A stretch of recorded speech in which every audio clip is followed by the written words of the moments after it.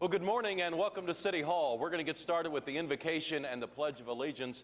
Reverend John J. Alvaro from Spring Creek Baptist Church is going to lead us in the invocation. Afterwards, I'll ask Councilman Shadid if he'll lead us in the Pledge of Allegiance. But would everyone please stand? Let's pray. God of all that is, of what we can see and of what's hidden, we give thanks for this day, another day to choose the good, to choose light, and to choose life. Show us the way forward. We ask that you would make the path straight before us and that you would steel our nerves and these servants' nerves for difficult choices. You give us kindness for those less fortunate. Help us to see this city, our city, as you see it, and to love one another as you have loved us.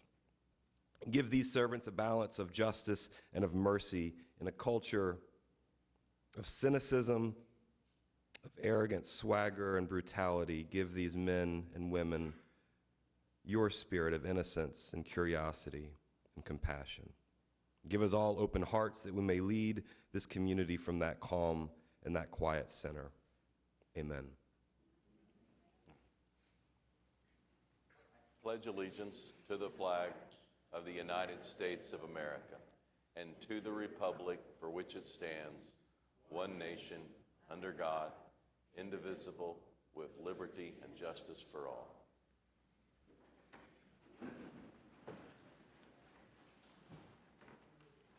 We have a chambers full of people today, but I will draw attention to those at the back. This is Troop 94, and they are working on their merit badge called Citizenship in the Community. You guys wave to the TV cameras from back there. Let's show our appreciation to Troop 94. You think you're on a holiday break, and they make you get up and go to City Hall. Life is tough.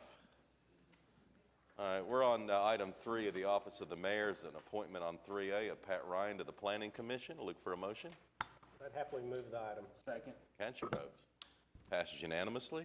Item 3B, C, and D are opportunities to go into executive session at the end of the meeting to discuss salary evaluations. How about a motion to move those to executive session? Second. Okay, we have to do them individually. All right, how about 3B then, a motion and a second? Cast your votes. That item moves to executive session. And how about a motion on 3C? Cast your votes. That item moves to executive session. And how about one on 3D? Cast your votes, and it passes unanimously. Item 4 is the Journal of Council Proceedings. 4A is to receive the journal for December 8th, and 4B is to approve the journal of November 24th. Is there a motion? All right, comments or questions on the journal? Cast your votes. Passes unanimously. And item 5 is request for uncontested continuances. Mayor, just one this morning. It's on page 23. It's under claims for denial. Item Q9, Q1J, Thomas Webb. We ask that to be deferred 3 weeks until January 12th of 16. Any other requests for uncontested continuances? All right, we'll move on to item 6, which is revocable permits, and New Year's Eve is around the corner. Is anyone here representing opening night? Yeah, Peter, come on up. Caitlin Carter and Peter DeLisi are here to tell us about opening night once again, our celebration of New Year's Eve. Peter, good morning. Well, good morning. How are you all doing?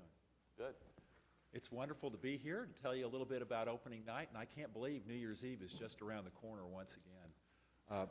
I wanted to just say a big thank you to the council and, of course, the city manager and everyone on staff that helps us so much with this event. There's a lot of work that goes into putting on a fireworks display in the middle of downtown Oklahoma City, and closing all the streets for the finale 5K and the run that we do, and coordinating with all the buildings. And it's, we just couldn't do it without all the hard work of the city people that work with us, traffic and transportation, the police department, the fire department. Many different groups work together to help us make this event a success, and we really, really appreciate it. I wanted you all to meet Caitlin Carter. She's the opening night director, and she's going to tell you a little bit more about the event. Okay. Well, this year, we've made some big changes. We've condensed the event quite a bit, so we only have 4 venues, one of which is actually going to be City Hall. Right up here, we're going to have, in the chambers, we're going to have Edgar Cruz. So that's going to be a good time. We've also got the library, the downtown library, the Oklahoma City Museum of Art, the Civic Center, and then, of course, Bicentennial Park, which is where our finale will be. We're also doing our finale 5K again this year, which is going to start here on Colcord and then make its way down to the Skydance Bridge and back again. So we're excited to have that back. And yeah, I just want to echo Peter's sentiments and thank all of you so much for everything that you do to help us make this event a success. All right, City Hall, Library, Museum of Art, and the Civic Center. 4 venues. Yes. What time should people start showing up on New Year's Eve? Well, the venues kick off at 7, so we're going to have, that's when the performances will start in each of the venues. So we'll have food trucks that are going to be on Colcord as well that'll be showing up at 5:30, so if people want to kind of get here early and maybe get their dinners in, they can definitely do that. And then for the 5K, that actually starts at 4, so I think registration opens at 3. All right, food trucks start at 7. People should come on down. And I'm really proud that we have such a family-friendly event for New Year's Eve. It really is a citizen-wide, citywide celebration. Fireworks, if you can stay up till midnight and brave what temperatures they might be. Is it too early to know what the weather's going to be? Do you have any advanced forecast? I'm hopeful that it's going to be kind of similar to what it's been recently. Yeah, we've been very fortunate. Yes. All right. Well, thanks and good luck. And I know you're going to have big crowds again this year. Thank you very much. You bet. How about a motion to grant the revocable right-of-way permit to hold opening night? Cast your votes. It passes unanimously. All right, we'll recess the council meeting, convene as the Oklahoma City Municipal Facilities Authority, and Craig Freeman's going to lead us on a financial report. Craig? Mayor, as Craig's coming up, Craig will be touching on the audits of a number of entities that we have this morning. There's several on the agenda. And Councilman Greenwell's delayed this morning. I'm a little disappointed Councilman Greenwell's not here this morning because he enjoys this a lot. So. This is his favorite day. Thank you very much. We will be presenting, and I'll be talking about several of the, 3 of the trusts where the city council sits at the board of those trusts, just hitting highlights on those financial statements, and then talking about the city's comprehensive annual financial report, which encompasses not only the city, but all of the trusts related to the city into that financial statement. I did want to first, I asked our accounting staff to come today. Accountants usually sit in the background, and they're unrecognized a lot of times for the work that they do. I asked them to come today to take them out of their comfort zone, and so if they would stand, please, our accounting staff. They're embarrassed by this, but I just wanted to recognize them and all the good work that they do for us. Thank you. Also wanted to recognize BKD, our external auditors. They work with us on conducting the audit from outside of the organization to help to hold us accountable, to work hard with us. Our accountants put in many long hours along with our auditors, working evenings and weekends trying to get this completed, and I really appreciate the effort from our accounting staff and from our external auditors. Chad Moore is our engagement partner on that and really has been a partner for the city, and I just appreciate their work. We do have, basically the accounting staff prepares not only our comprehensive annual financial report, but also 15 different trust statements. And as I said before, we'll look at 3 today. But we do have unmodified opinions, basically a clean audit on all of those financial statements, and that's something to be proud of. We did have 3 different findings on the audit. Those can be found in the back of the A133 audit, which is the grant audit, and you have that in your packet. And there's 2 of those in the A133. One of those is in the back of the Oklahoma City Public Property Authority financial reports. We have reviewed those with the mayor and with the audit committee. And so if you have any questions on those as you look at that, we'll be glad to address those. All of those have been addressed and recorded, reflected correctly within the financial statements. One of the things I'm going to focus on as we look at the financial reports is net position. Basically, that looks at the total amount of resources available, assets or resources available to the city, less the amount of obligations and liabilities against the city. And so we'll focus on that primarily as we look at these financial statements. In the MFA, that's primarily, 2 of the largest funds that we have in the MFA are the Health Insurance Fund and the Workers' Comp Fund. It also funds other services like our nuisance abatement program It has our advanced architectural and engineering services for the bond program. We also fund IT projects out of there because we have multi-year contracts and also some of our purchases on our IT systems. The net position in the MFA is $39.7 million. It's a decrease of $3.7 million for this year. The decrease is due in part to depreciation of capital assets, just normal depreciation of capital assets, but also a difference in our health insurance program where in this past year the contributions for health insurance, or the expenditures for health insurance costs exceeded the contributions. From year to year, it'll go different directions. Generally, what we've seen is that the revenues exceed the expenditures. We've built up a good reserve in that fund. We did also this past year start the funding for the Oklahoma City Health Clinic, and so that's incorporated into that. But those two contributed to the decline in net position, but it's still a positive net position. Moving to the Oklahoma City Public Property Authority, the two largest funds in there are dealing with golf courses, the management of golf system, as well as the fairgrounds, where we fund some of the improvements at the fairgrounds that are funded through bonds supported by the hotel motel tax that's dedicated to the fairgrounds.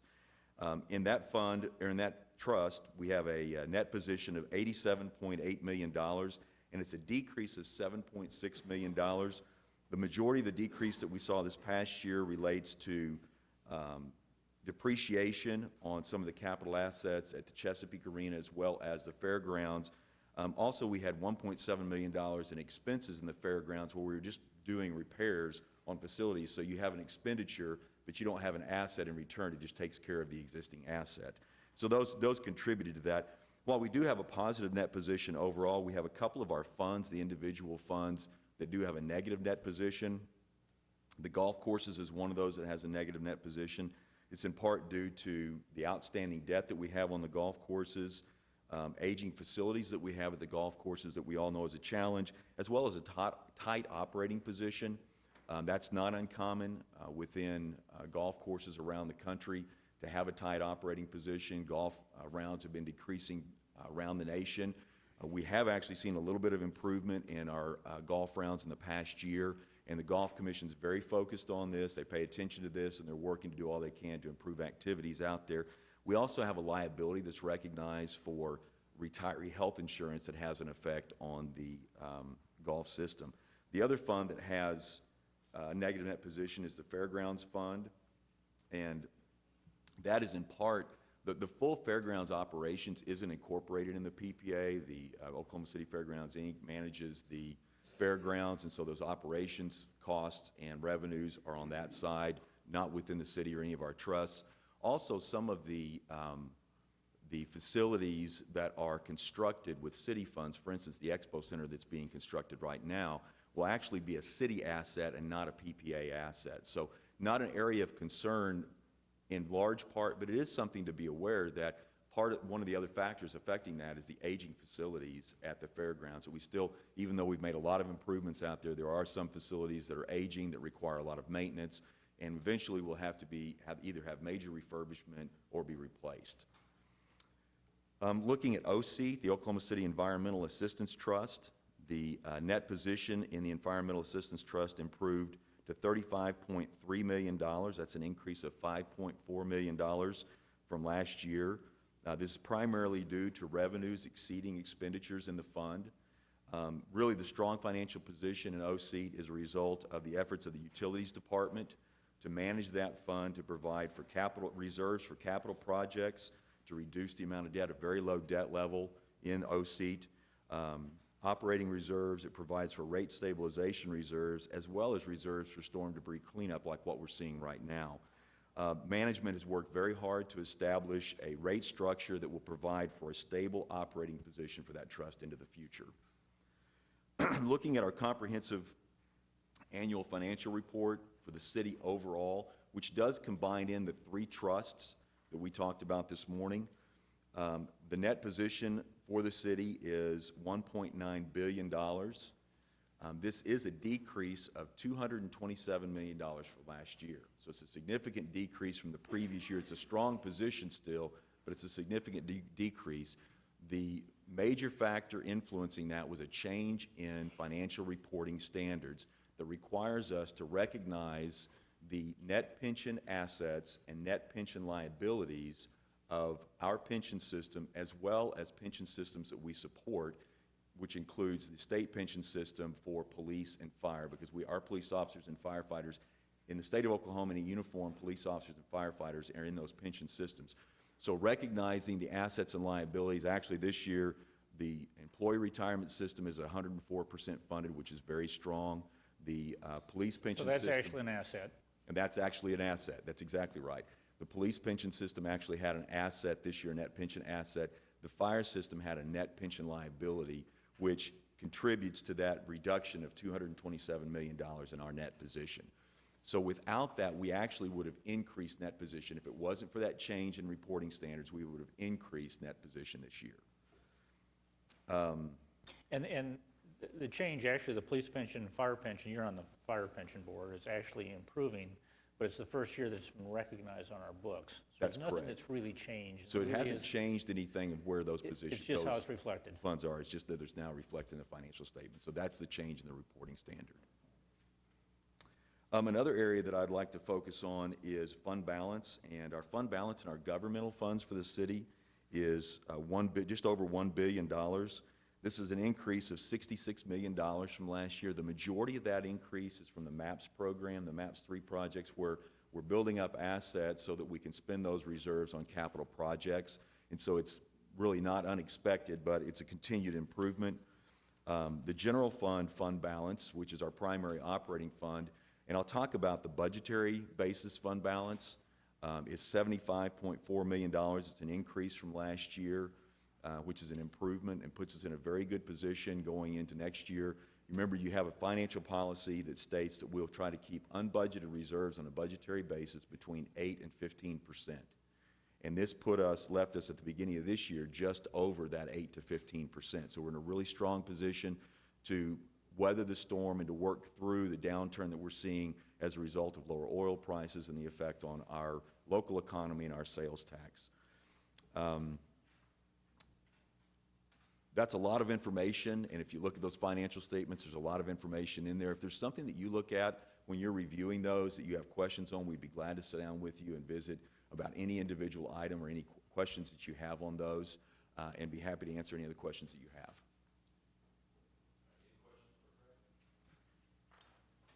All right, Thank Craig, you. looks like you're good to go. Thanks very much. Let me ask one question. It has to do with the fund balance. Yes. Going into this year, I mean, we're looking at, first of all, spending money out of it, and secondly, we're looking at a budget that's unlikely to add to it. Do you have any thoughts on that? So this year, it does leave us in a strong position to be able to, and really having our reserves at the level that's recommended is there to help us through difficult situations like this, so that in a year when we have revenues fall or perform more poorly than what we anticipated, that we can draw upon those.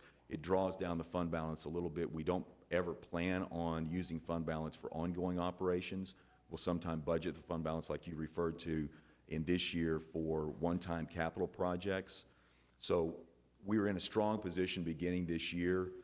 It's really uncertain right now. We're halfway through the year. We've seen revenues down in sales tax, especially sales and use tax, as well as in other areas, multiple other areas. So it's a challenging time for us, and it's just a time that, you know, going into next year, it's going to be difficult to say exactly how much fund balance we'll spend down through this year. But, you know, we want to leave that as high as we can to be able to, because we don't know how long this economic downturn will last. And so we want to leave it as high as possible. But I think we're in a good position right now to be able to use some of that fund balance to help us get through this year. It just seems to me that we ought to think about what the trigger would be, at what point that would be not the prudent thing to do in terms of looking forward. I mean, don't misunderstand. I mean, I need the roads, so, I mean, You're talking putting it about on using the paving of fund streets balance. is It's a policy decision. You know, I mean, our expectation is right now, and it's preliminary because we No, still I have a understand year it's to a go. policy decision, but I tell you, who makes the policy is the staff makes the policy, and we decide to do it or not. So it seems to me it would be reasonable to ask you at this point, at what point you think that would be Well, something we ought right to now, look the at. I don't want to be Pollyanna. I don't want to go Sure. out and do $1 million worth of roads in Ward 4 and then 6 months from now be concerned that maybe that wasn't such a wise move. Right. At this point, the funds have not been transferred into the capital improvement fund where we'll actually do the projects.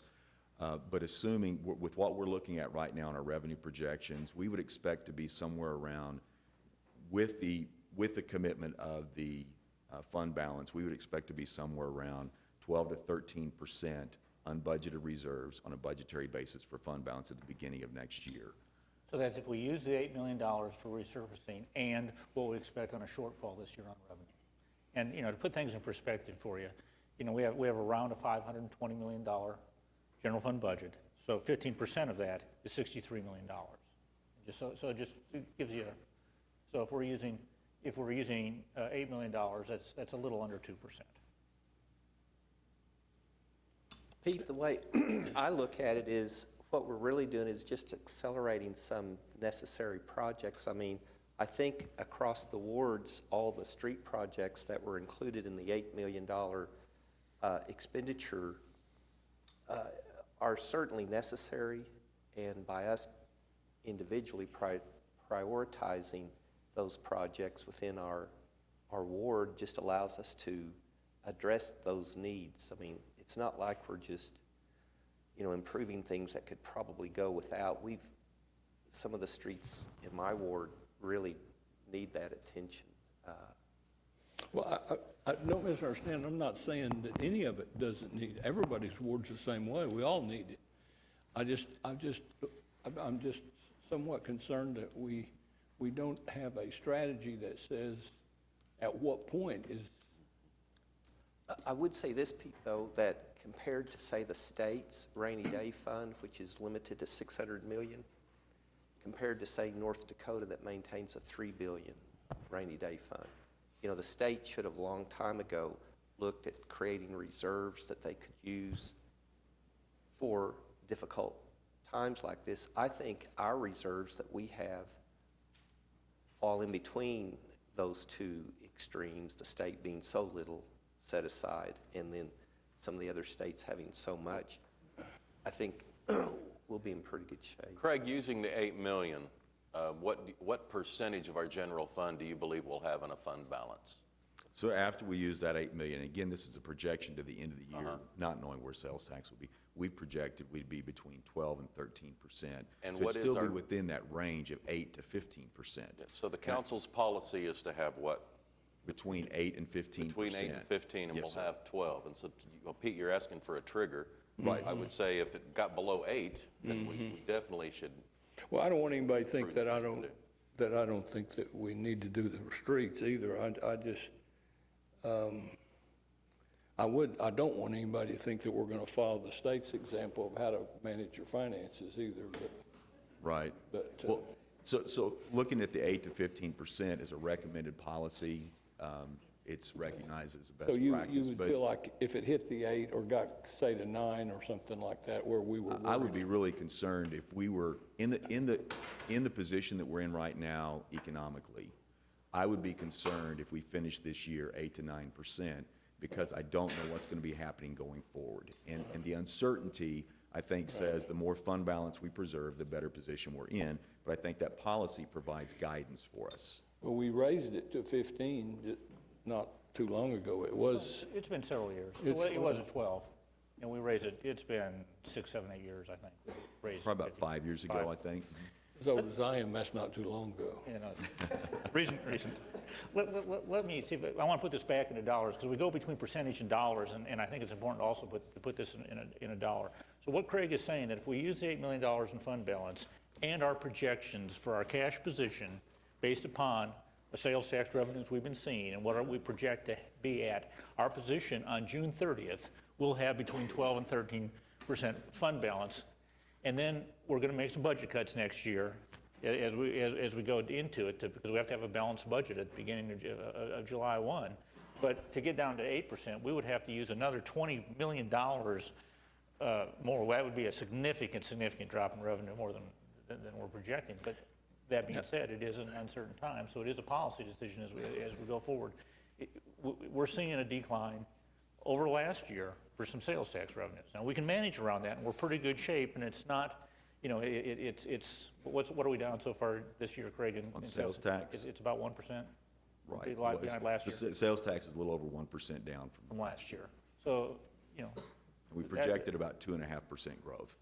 okay, and we get $200 million in sales tax, so 1% is just a couple of $1 million on it. So I just want to have things in perspective so you understand the big pictures we're going forward. And there's not a right or wrong answer on this. It's a policy issue based upon where we're at. I mean, we can tell you where we're at now, but we can't tell you what the sales tax revenues are going to be exactly at this point in time as we go forward. The further we go out and project, the more uncertainty there is. The projection going forward is based on the experience we've had this fiscal year, not what we projected. Is that right? That's Yes. correct. That's correct. I wonder if we could, this is on the consent docket, so I was going to talk about it then, but since the discussion's now, I wonder if the council would entertain continuing the diversion, or the usage of the $8 million until after our financial conference on February 6th. And the reason I voted for the $8 million, but I think there's been a material change in conditions, and that is the relatively unprecedented condition in oil. In 2015, most companies were hedged. I mean, they're still selling at $90 a barrel of oil. So really, things are really going to change in 2016. The material change in condition is OPEC and Russia indicating they're not going to pull back. And then, surprisingly, U.S. production not decreasing. So you're not seeing that closing of the gap between supply and demand. We're still putting 1 to 2 million barrels a day into storage. So you have unprecedented amounts of storage. We haven't seen this amount since 1930. It's been 85 years. And so I think that the real change could come in 2016. I think that a lot of companies haven't taken their impairments yet. They haven't decreased the amount of what their assets are valued at. They're still using 2014 numbers because that only comes once a year when you file your 10K in January. So I think in January, first week of February, we would know the financial condition of a lot of these companies. The ones that are most vulnerable, obviously, are the highly leveraged exploration and production companies, which is the target, I think, of this whole overproduction strategy of OPEC and Russia. And so I think we'd have a much better idea of what these, a lot of which are in Oklahoma City, and you have a lot of small companies in Oklahoma City dealing with highly leveraged E&P companies in Texas. So I think if we could wait until February 6th, have our meeting with Russell Evans, and I think we'd have a much better idea by that time, the strength of a lot of these Oklahoma City companies, and maybe a better idea of where we're going to be in terms of sales tax. I think the real fall off in sales tax is just now starting. And I think if we've learned anything, it's that with this commodity, nobody can predict with any certainty, but it is that uncertainty that I think would make it fiscally responsible just to wait a little bit, 6 weeks, and see where we're at that time. And just to continue that discussion, you know, I think your points are well taken.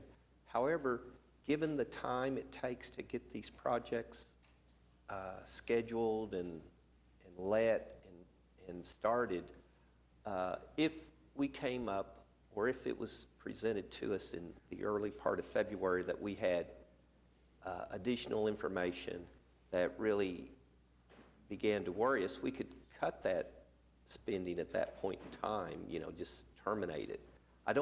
We certainly can't spend the full $8 million between now and February, is all I'm trying to say. So, you know, perhaps we could not stop the scheduling of these projects at this point in time, but if we did find some information at that point, you know, 6 weeks from now, we could terminate the initiation of any new projects. So we could pull the projects anytime before we put them out to bid? Yeah. Well, I don't know what happens in that 6 weeks. I mean, once we allocate it today, what happens? Well, I've got some projects that I think were funded in prior years that have yet to be fully completed. So We'll begin doing the engineering work on them and bring them back to council to be put out to bid. I think I agree with David. The process seems to move so slow. Let's keep it in the pipeline. Let's keep it moving forward. I'm tremendously concerned, for example, the Saudi Arabians. Their last 2 production reports for October and November, they have continued to increase production. And so it's something that we need to monitor on a regular basis at each meeting. And who knows, we may see the federal government come in and bail out the oil and gas industry like they did the automobile industry a few years ago. We can only hope. Yeah, that's going to happen. All right. Okay. Craig, thanks. All right, you want a motion on the MFA? All right, cast your votes on the MFA. It passes unanimously. We'll adjourn the OCMFA, convened as the Oklahoma City Public Property Authority. It's like 7 items. All right, is there a second on the PPA?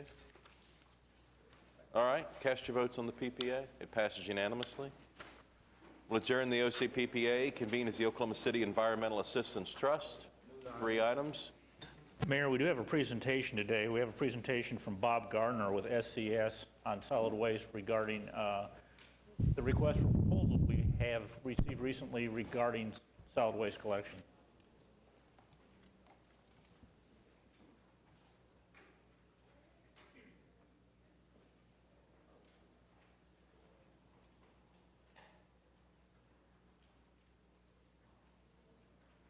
Mayor, Manager, City Manager, Council.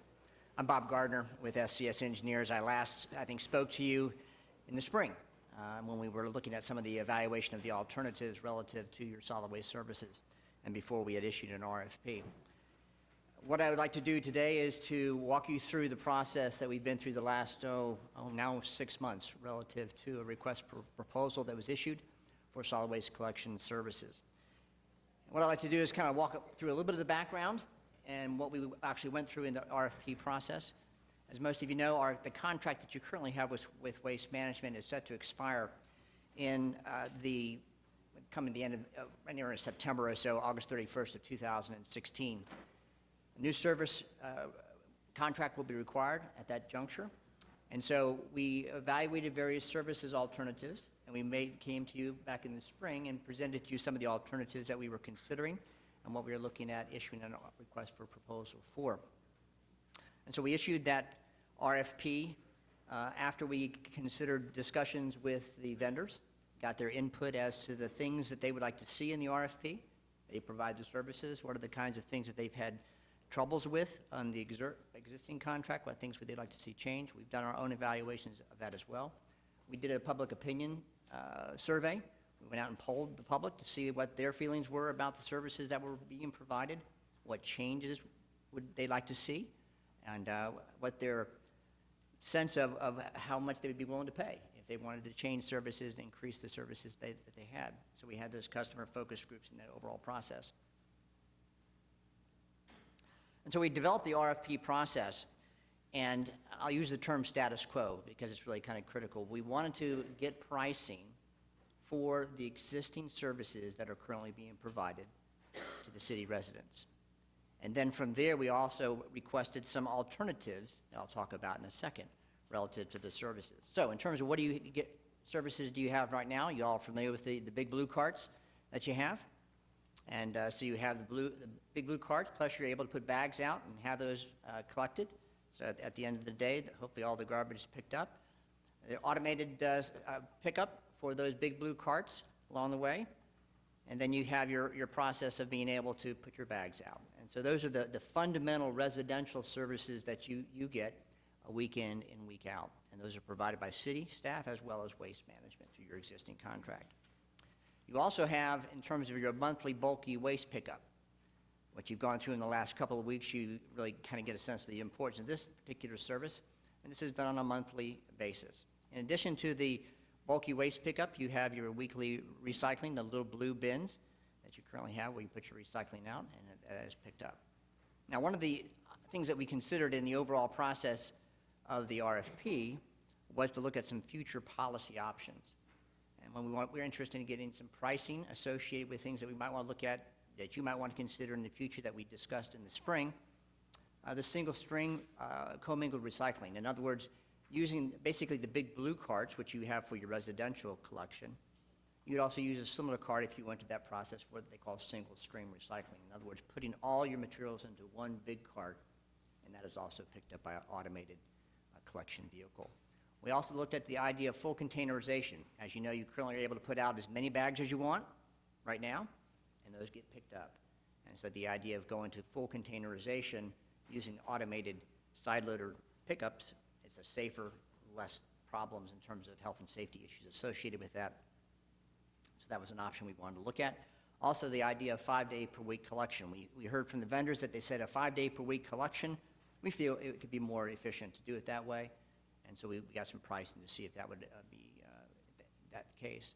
We also looked at the expanded city service area. In our evaluations of the city's collection fleet, our conclusion was we thought that the city, with its existing resources, could expand the areas that it currently services without adding additional cost. So that was one of the things that we looked at in terms of changing the size of the service areas associated with the collection. The RFP itself had a term in it for 6 years with the option for another 6-year term renewal, and there are some provisions in there as to what would, you get to that place of that 6-year, what would allow them to go to the 6-year. There's also provisions for a 3-year renewal, depending on performance along the way.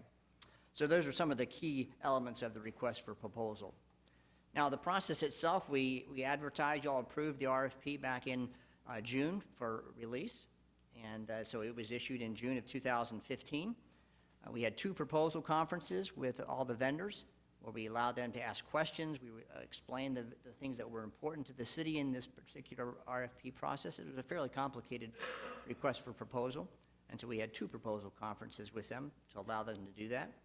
We also had various questions that they asked in the overall process, and we received those questions and issued written responses to those questions and various addenda along the way in order to clarify the positions relative to that.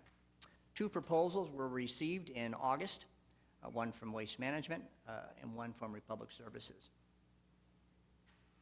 Those proposals were then evaluated in September, and it was one of the conclusions that we reached was that there needed to ultimately be some additional information provided by the vendors in terms of some inconsistencies that we saw.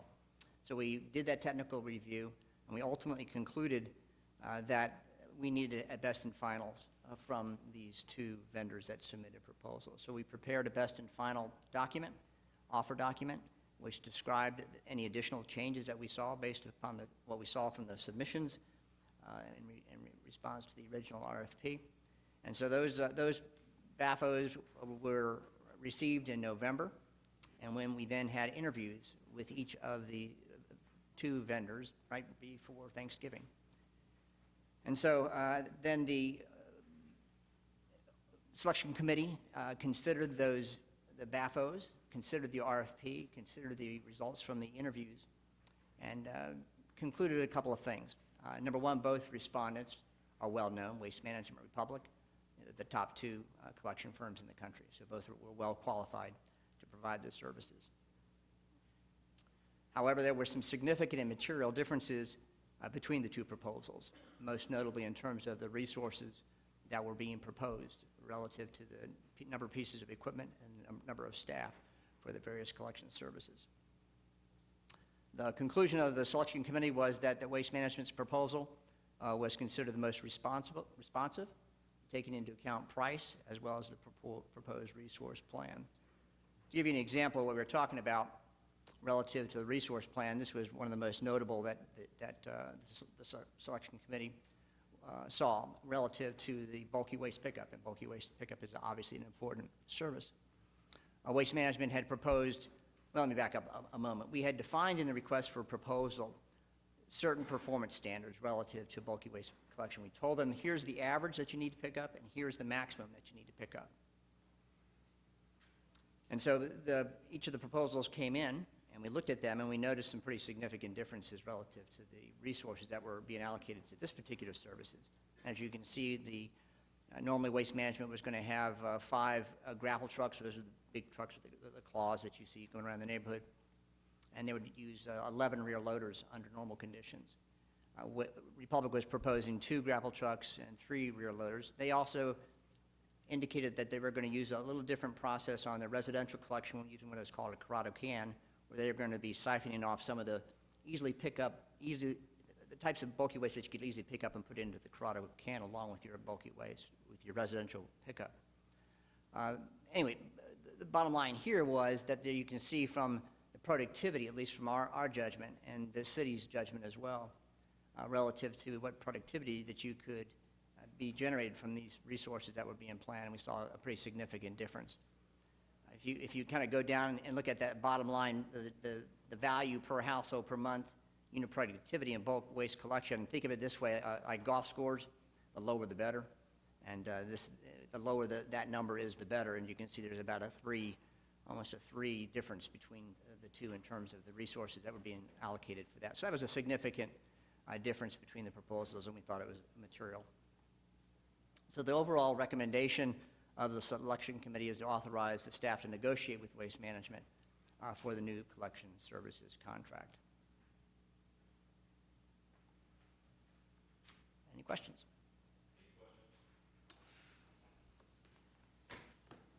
And again, we'll be bringing back various options of service levels as we get on down the line. Thanks very much. Thank you. Do we have a motion on the PPA? The CAT, All right, ready to vote? Cast your votes. It passes unanimously. OCAT. Yeah. Yeah, I called it the PPA. That should, do we have a motion on the EAT? Yes, we do. Okay. Cast your votes on the EAT. It passes unanimously. All right, we'll adjourn the OCEAT and reconvene the council meeting with the consent docket. Mayor, I've just been advised that items X and Y need to be stricken on the consent docket. Those were 2 assessment districts, and there's some changes they want to make on the assessment portion of that, so we ask that those be stricken. All right, X and Y stricken from the consent docket. Any comments from council? Just AC. AC? If I may, I'd like to comment on AA2, please, sir. AA2?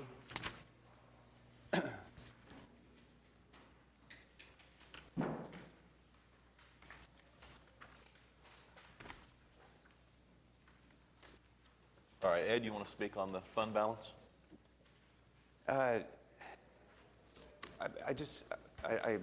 think we should, I guess I'm confused, I mean, from a policy standpoint, that we would vote to allocate it and then we would move it back in 6 weeks if things take a turn for the worse. I don't understand, I guess, how that would all play out. What happens when we allocate it over the next 6 weeks? Well, in the next 6 weeks, we will work toward getting the projects going, but it's going to take us several months to get these projects out to bid.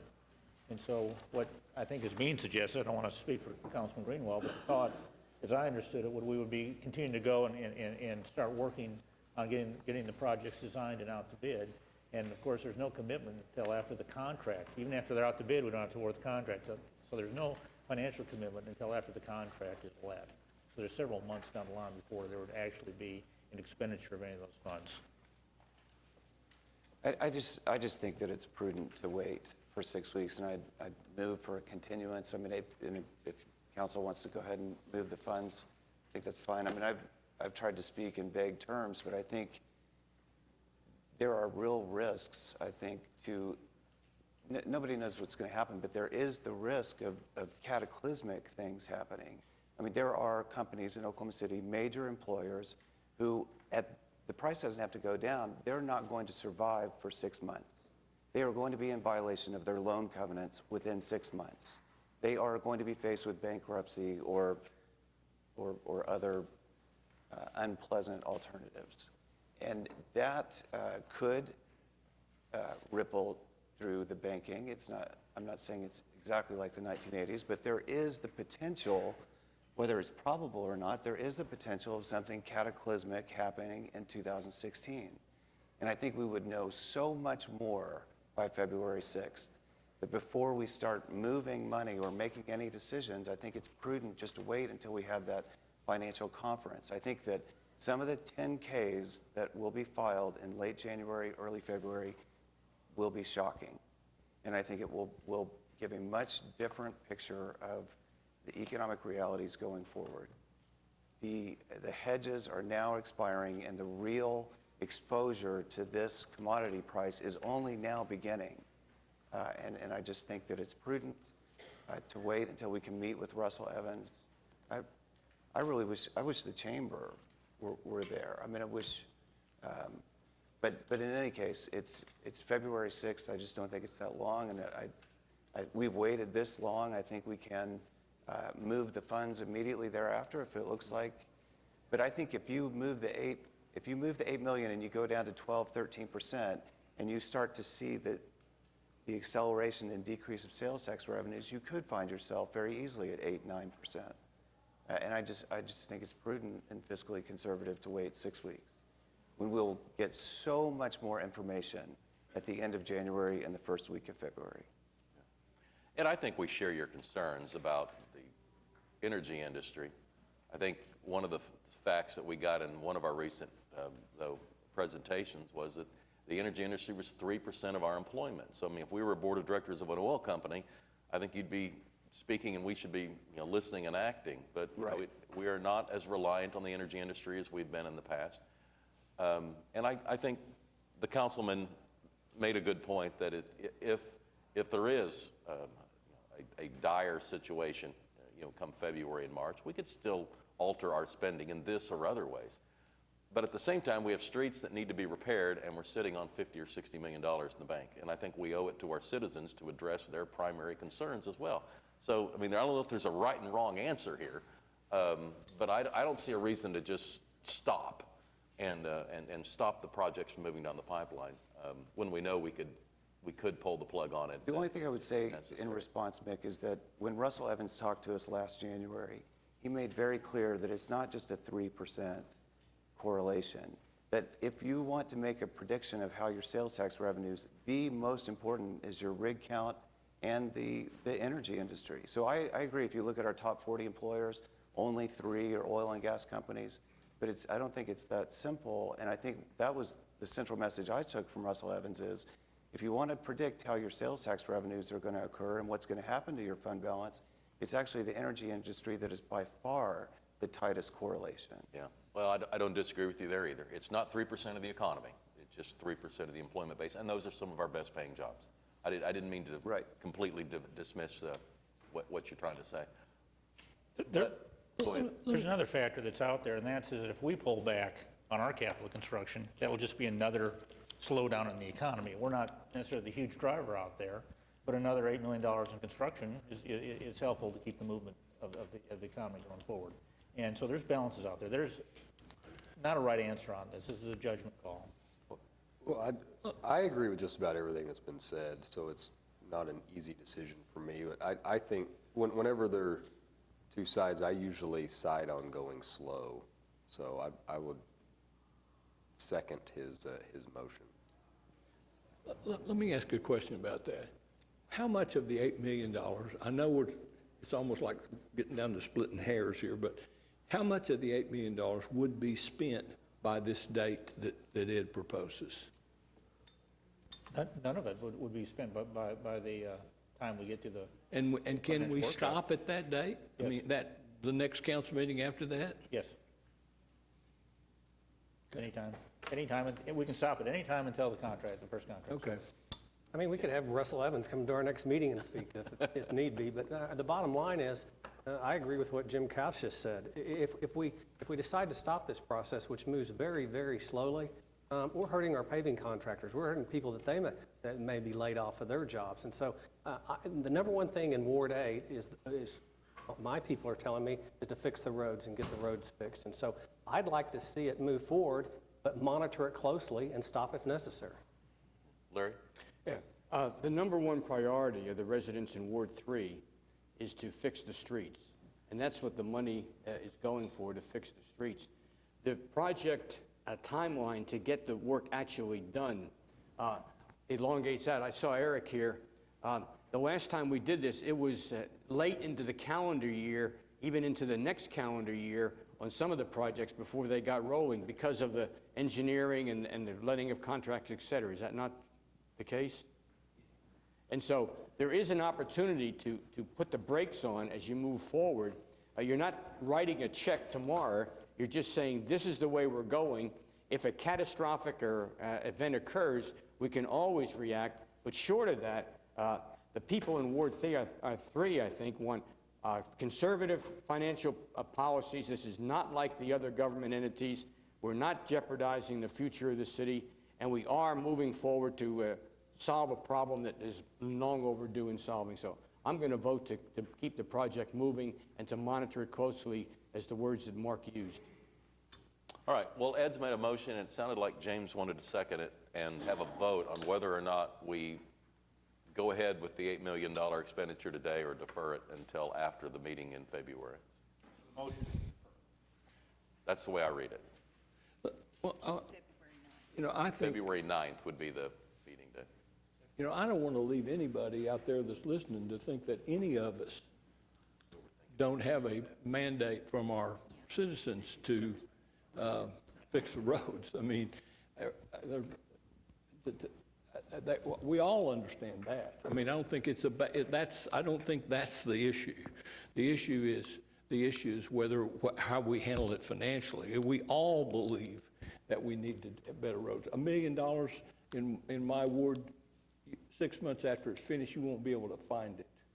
I mean, there's so many bad roads that you could put $10 million in my ward, $15 million into roads, and I'd still get complaints every day about roads. So roads are in pretty bad shape, and I think we all agree with that. I think the question is about the policy on the fiscal side of the policy, not whether we're all committed to fixing the streets.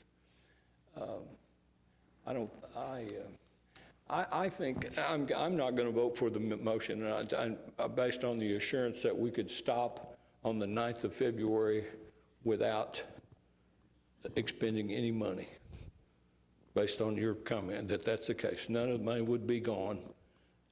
I would seek to amend the motion to put it on the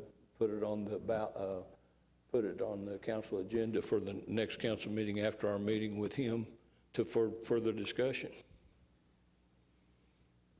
I'm trying to cut the baby in half here. Okay. No, my motion is to amend, and he seconded it. He accepted the amendment. Well, they seem to be in conflict of each other. I don't know how. Deferment first, and then if that fails, Yeah. No, if Yeah. he's proposing it be amended, then you have to decide whether you want to amend it or not. Right. Your current motion, and you don't vote on both of them. I'm looking around the horseshoe here, and I don't believe there are 5 votes to stop it. And what I'm saying is, why don't we set it on the council meeting for the first meeting after we have our budget hearing to have a further discussion about it? But Pete, you could, you know, I'm not trying to control things, but why don't we wait until we see the outcome of this first vote, and then the mayor would allow you to make that second motion? Well, that would be okay, except I want to amend this one. I'm sorry, I wasn't. That's okay. No, it's okay. I understand. I just think the simplest way to do it is just defer this whole thing until the 6th and not get is it going to be an up-down vote? Is it going to be perceived as an up-down vote on who likes streets and who doesn't like streets? Hell, we all like streets. We like more of them, better ones.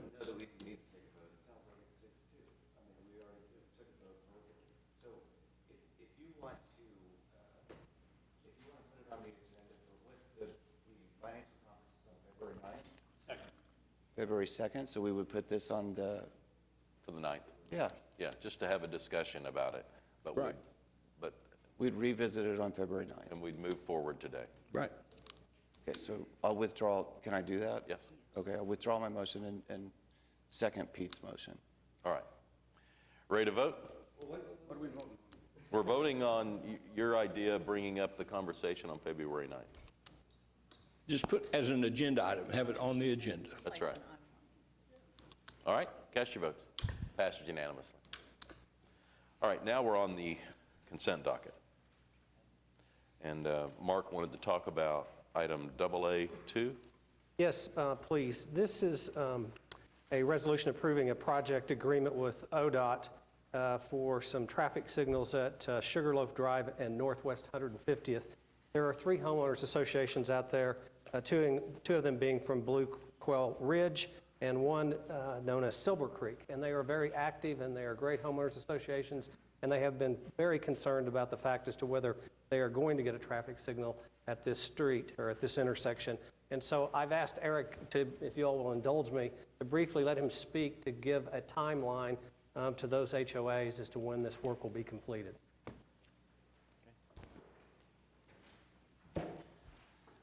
Thank you, Mayor and Council. So the signal, the traffic signal that's proposed at 150th and Sugarloaf, it was actually a signal that was warranted back in 2013.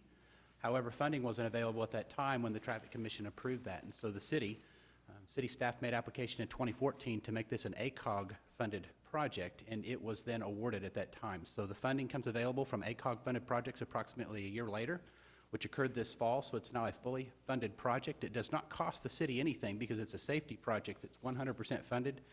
They're going through the process now to advertise this project and have construction begin in the February-March of 2016 timeframe. So this project is moving forward, and it's a project that should be completed in the spring.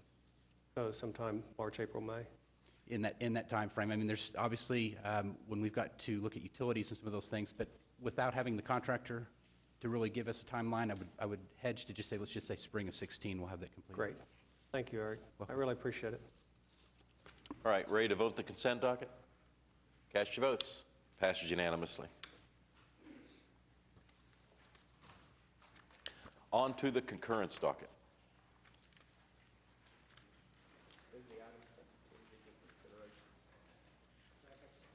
All right, any comments or questions on the concurrence? Cast your votes. Passes unanimously. That moves us on to item 9. These are items that require a separate vote. We'll start with a zoning case in Ward 6 at 1301 Southwestern Avenue. It's currently R1 single family and a scenic river overlay design. It would become a new SPUD if approved. Is the developer here, the request? And just a show of hands, did anyone show up today to protest this item? Okay. David, would you mind telling us what you have in mind here? Sure. David Box, 522 Colcord Drive, here on behalf of the applicant. This is the Ferris wheel portion of the Wheeler District project. This is one in which we were required to do a SPUD after we had previously received a revocable permit. Staff discovered that a portion of our site's actually within city-owned property, so we put forth a SPUD to allow the Ferris wheel. We did go to the River Committee, who granted approval. Planning Commission unanimously recommended approval. As you know, this is a much larger project, and when we come in with our PUD for the Wheeler District, we'll include this back in to make sure all the commitments in this are part of the overall PUD. Okay. How about a motion then to move this forward? Question? Yeah, sure, Larry. David, Yes, sir. there's been some talk in the past about the Ferris wheel and who owns the Ferris wheel. Who owns the Ferris wheel? Would you just go on record and... I believe my client, Humphreys Partners 2006 LLC, owns the Ferris wheel. And not the city? Correct. Thank you, sir. I have a question also. You have any kind of a timeline? On the Ferris wheel? Mm-hmm. I believe very soon. We needed this to allow permits to be issued. So I believe they're moving very quickly. Summer. I mean, if this is issued, what does that mean? They hope to have it operational by summer. Okay. And we're in the process right now of drafting the PUD for the overall district. So that process is moving forward as well. Okay. All right, do we have a motion? Yes. Second? Cast your votes. Passed unanimously. Thank you. Item 9B is a zoning case in Ward 3 to close a portion of North St. Charles Street. Larry, you okay with this? Has anybody signed up on this? No. This was approved by the Planning Commission. I move for approval. All right, cast your votes. It passes unanimously. Item 9C is up for final hearing today. Council will recall this is an item that deals with truancy. Is anyone here to speak on this item today? All right, how about a motion from council? Cast Your Honor, votes. Yeah. before we do, I just want to announce I'm going to vote against it, and I'm not trying to change anybody's minds, but the concerns I have is that, you know, the ordinance will say, you know, with one truancy, the parents are subject to the fine, even though the enforcement informally won't occur until after 5 ordinances, I just don't like that concept. And then secondly, there's not a provision that requires informing the parents to notify them that their students have been truant or absent without excuse. And if we're going to subject the parents to fines, I think the education institutions have a responsibility to notify the parents that can be substantiated, you know, for example, such as certified mail with return receipt. You know, it's going to sound like I'm against requiring students to go to school. I'm not. I've just got these 2 concerns with respect to the specific ordinance. So, Okay. Is this the same ordinance that has been enforced in the past by the district attorney? We took the language directly from the state statute, Councilman, and the statutory requirement for schools to notify parents exists under the statute. Okay.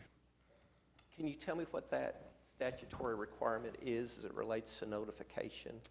Is it a verbal notification, such as leaving a message on a cell phone or the home phone? It would take me a few minutes to go pull up the statute. I don't remember exactly, Councilman. That's okay. I'm just, again, the difference between the enforcement and the way the ordinance is written, maybe it's the libertarian coming out in me. I just don't think we should enact ordinances if we're not going to enforce them the way that they're written. Thank you. All right, do we have a motion? All right, cast your votes. It passes 7-1. Item 9D is also up for final hearing today, and this makes some minor changes to our retirement system. Is there a motion here? Move it. Cast your votes. Passes unanimously. Item 9E is a public hearing. This has to do discrimination on housing. We have one person that has signed up to speak. Troy Stevenson. We lose Troy somewhere along the line? All right. Well, any comments from council today? I don't know if one thing that we were maybe going to look into is where Oklahoma City is in terms of peer cities, in terms of having a human rights commission, and also in terms of LGBT protections, in terms of discrimination. I know that, again, Tulsa passed, their city council passed it unanimously 6 months ago. I think Norman is going to pass it unanimously tonight, or is expected to pass it unanimously tonight. I'm just wondering if we're an outlier in those two areas. Well, when this comes up for final hearing, why don't you just add an amendment next meeting to add that to it? There's a couple questions. So one is we're still doing some research on that. Okay. And staff's working on that. I will say that I do believe, and I'm not sure if this is verified, but I think Tulsa may be the only state or the only city in the state that does have a human rights commission. Well, Norman does. Norman. And I know that Houston does not have one. And Councilman White asked why ours was stricken down, and ours was stricken down in the 90s or discontinued in the 90s. Partly, I think, political, partly because of a Supreme Court decision, a St. Paul decision that came down that I may need some help on this, that basically said hate speech can be a First Amendment right. And it impacted what can be done. Hate actions, hate crimes, those are crimes, need to be investigated by the police department, and there's a mechanism in place to do that. But if you say something, that more falls in the line of protected First Amendment speech. And I'm not, right. I'm outside of my area of expertise on this, but that was one of the reasons that was given for the discontinuation of the Human Rights Commission in the 90s. But I guess the question is, if you're going to do an ordinance like this, which is to prevent discrimination in housing, not speech, but you're not, based on ethnicity or religion or sexual orientation, what is the vehicle for somebody to complain or for the city to respond? When Tulsa made their thing 6 months ago, or Norman tonight, that's just going to be plugged right into a Human Rights Commission. For Oklahoma City, what would that be? We refer it to the appropriate authorities, whether it's federal or state, of the Attorney General's office or federal authorities based upon the nature of the complaint.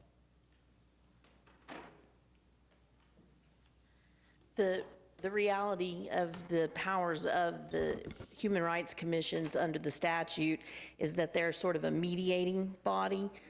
They really have no ability to lawfully enforce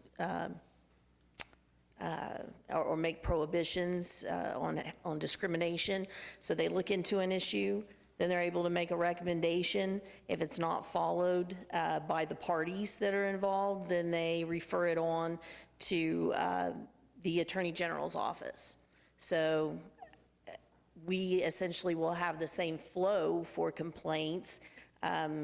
Persons who feel that they are subject to discriminatory practices can make a complaint to the city, and then we'll refer it on to the Attorney General's office. That's what we've drafted in our ordinance. So when Tulsa passed the LGBT protections 6 months ago, and if Norman does tonight, and somebody brought a complaint to their Human Rights Commission, then they would refer that to the state if they couldn't mediate, if they couldn't come to a settlement? Essentially, that's their only ultimate enforcement ability, is to refer. And are they effective at mediating and keeping things out of, I mean? That I wouldn't know, Councilman. The LGBT wording that you've requested, I just wanted to let you know, will be on as a floor amendment on the final hearing, which is at the next council meeting. And so if that were adopted, or even just this is adopted, somebody brings the complaint to Oklahoma City and we just tell them, call the Attorney General's office, or we investigate it and then refer it to the Attorney General's office, or how does that work? We don't really have an investigative arm for this. The city doesn't. So it is basically a referral. There's nothing that prohibits a subject of discrimination to go directly to the state in the first place, whether you have a Human Rights Commission or not. Now the AG can say, please go take it to the Human Rights Commission first and see if you can work it out. But that's the extent of the enforcement capability. Do you have a sense of what cities in Oklahoma City and peer cities in the region and country have human rights commissions? No, I have not looked into that, Councilman. But we'll have that research completed by the final hearing? That's our plan. I mean, it seems like that's the bigger policy question is, and I guess you'd have to know if you're an outlier or not, but why was Oklahoma City's Human Rights Commission disbanded in the late 90s? And does this city council agree with that city council that disbanded it? Okay. All right, do we have a motion on item 9E? Troy's here. You called him earlier, he just stepped in. Oh, he did, good. Troy?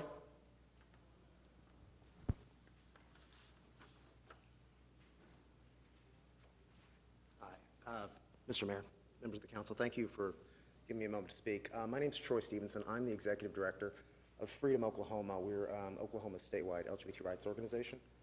I would just like to ask the council to seriously look at these protections that have been put forward. Oklahoma City is one of the few cities of its size in the nation that doesn't have these kind of protections on the books. In fact, Tulsa and Norman, as of tonight, will have them. The Human Rights Commission is also a very important piece. I very much understand what you're saying, but having that mediation is vital. It does work in other cities, and having, not just for the LGBT community, but any minority member of the community, having that resource to air a grievance to your municipality is vital, and it really helps minority communities feel like they have a voice in the city. So I would just ask you to seriously undertake this, and you'll each be hearing from us soon with more information. Thank you.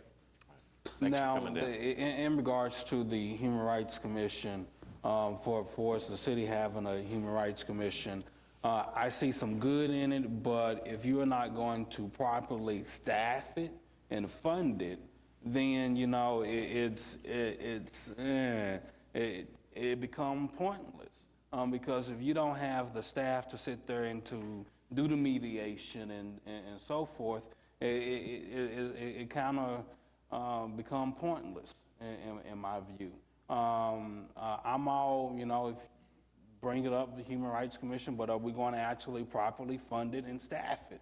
Is my question. And then as we talk about discrimination for its housing, HUD, and I want to give an example here. HUD provides a contract to Metropolitan for housing. And Metropolitan for housing has been investigating discrimination for its housing. And recently, they forwarded a complaint to the Attorney General.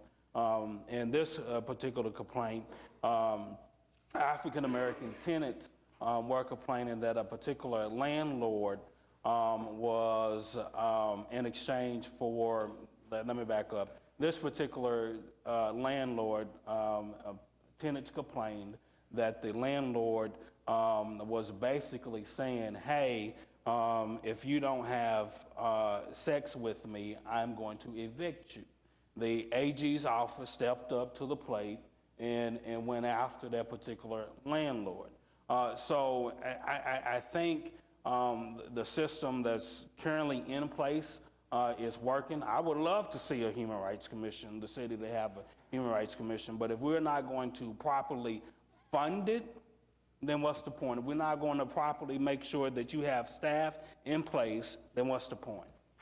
To John's point, could we check with Tulsa and Norman and ask them what kind of staffing and what kind of budget it requires to do their Human Rights Commissions? Thanks. Yeah, Larry? Mayor, Jim, answer a question for me. I thought the reason that we got into bringing this particular legislation, for want of a better term, up was to bring us in conformance with either state or federal regulations. Did I miss something there? That's correct, Councilman. Our office received a request from the Planning Department to insert certain wording into the ordinance so that we would be in compliance with the federal grants requirements that they receive in planning. And the way that it is currently is written right now does accomplish that goal? That's correct. Thank you, ma'am. All right, well, we have a motion and a second. We're ready to move this forward? Cast your votes on 9E, passed unanimously. And a final hearing will be on which date, Francis? January 5th will be a final hearing on this issue. All right, Francis is reminding us on 9D, which was the changes to the retirement system that we made a while ago. The IRS is requesting or requiring us to have this in place before the end of the year, and so she says the emergency is in order here. All right, we're voting on the emergency on item 9D. Cast your votes. It passes unanimously. All right, that moves us on to item 9F. This is a public hearing today, some small modifications on some of the licensing dealing with the taxi industry. Is there anyone here hoping to speak on this item today? All right, how about a motion then to move it on? Cast your votes. 9F passes unanimously. Item 9G is an item that's being introduced today, and Mark Cranenberg is here to tell us more. Thank you. Good morning, Mayor, Council. Mark Cranenberg, Airports Department. The main purpose of introducing this ordinance is to modify Chapter 10, which is the aviation chapter in the municipal code. Principally, it will include special provisions related to parking and also the movement of vehicle traffic at Will Rogers World Airport. We believe this is necessary because the volume of traffic and the different types of vehicles that are providing transportation to and from the airport have increased a lot over the last few years. The changes in Chapter 10 will adopt language that will provide for better enforcement for police and airport administration to ensure safe and orderly operations of ground transportation around the terminal environment. Also define more clearly where different types of vehicles can park and wait on airport property, define where each class of vehicle can load and unload passengers and baggage, and require drivers of all vehicles to remain with their vehicle. Vehicles for hire will see very little effect from this ordinance as the change is consistent with their current operating procedures that they agree to and abide by already on airport property. And the drivers to private passenger vehicles will see a change only that they will be allowed to unload and load in the inside curb lane in the upper and lower level. The only change to Chapter 32 is adding a Chapter 10 reference to existing references in the section for citations for illegal parking. And the only change that we're considering to Chapter 33 is adding the Chapter 10 reference to existing sections to the table of fines, which is in Chapter 33, will be designating a $50 fine for violations of designated parking and for loading and unloading passengers and bags. And these changes have all been coordinated through criminal justice, municipal courts, and police, and request your favorable consideration to move it forward. All right, any comments or questions for Mark? Mark, I do have a question, and it's somewhat related to this, but you know, the new rental car facility will be completed, I believe, February or March or something. In March, the rental car company should be moving into the new facility. Will people, most of the people who will utilize or have access to that are people that are coming into the city via the airlines. But will the general public here in Oklahoma City be able to access that? And I'm thinking in particular with respect to viewing or experiencing the art associated with the new facility. Will there be parking or provisions made to allow just the general public to go inside? Yes, sir. The general public will be able to use the new facility as the general public continues to come in and just use our existing rental car counters today. Okay, thank you. All right, item is being introduced today. Public hearing set for January 5th and final adoption set for January 12th. Is there a motion? All right, cast your votes. Passes unanimously. Item 9H, in the wake of our agreement with AFSCME, this would approve the pay plan adjustment for that group of managers who are not part of AFSCME but historically have been had their benefits reflective. Is there a motion to move this forward? All right, we're voting on item 9H. Cast your votes, and it passes unanimously. Item 9I, they're making some changes to the comprehensive plan, and Randy Enns is here.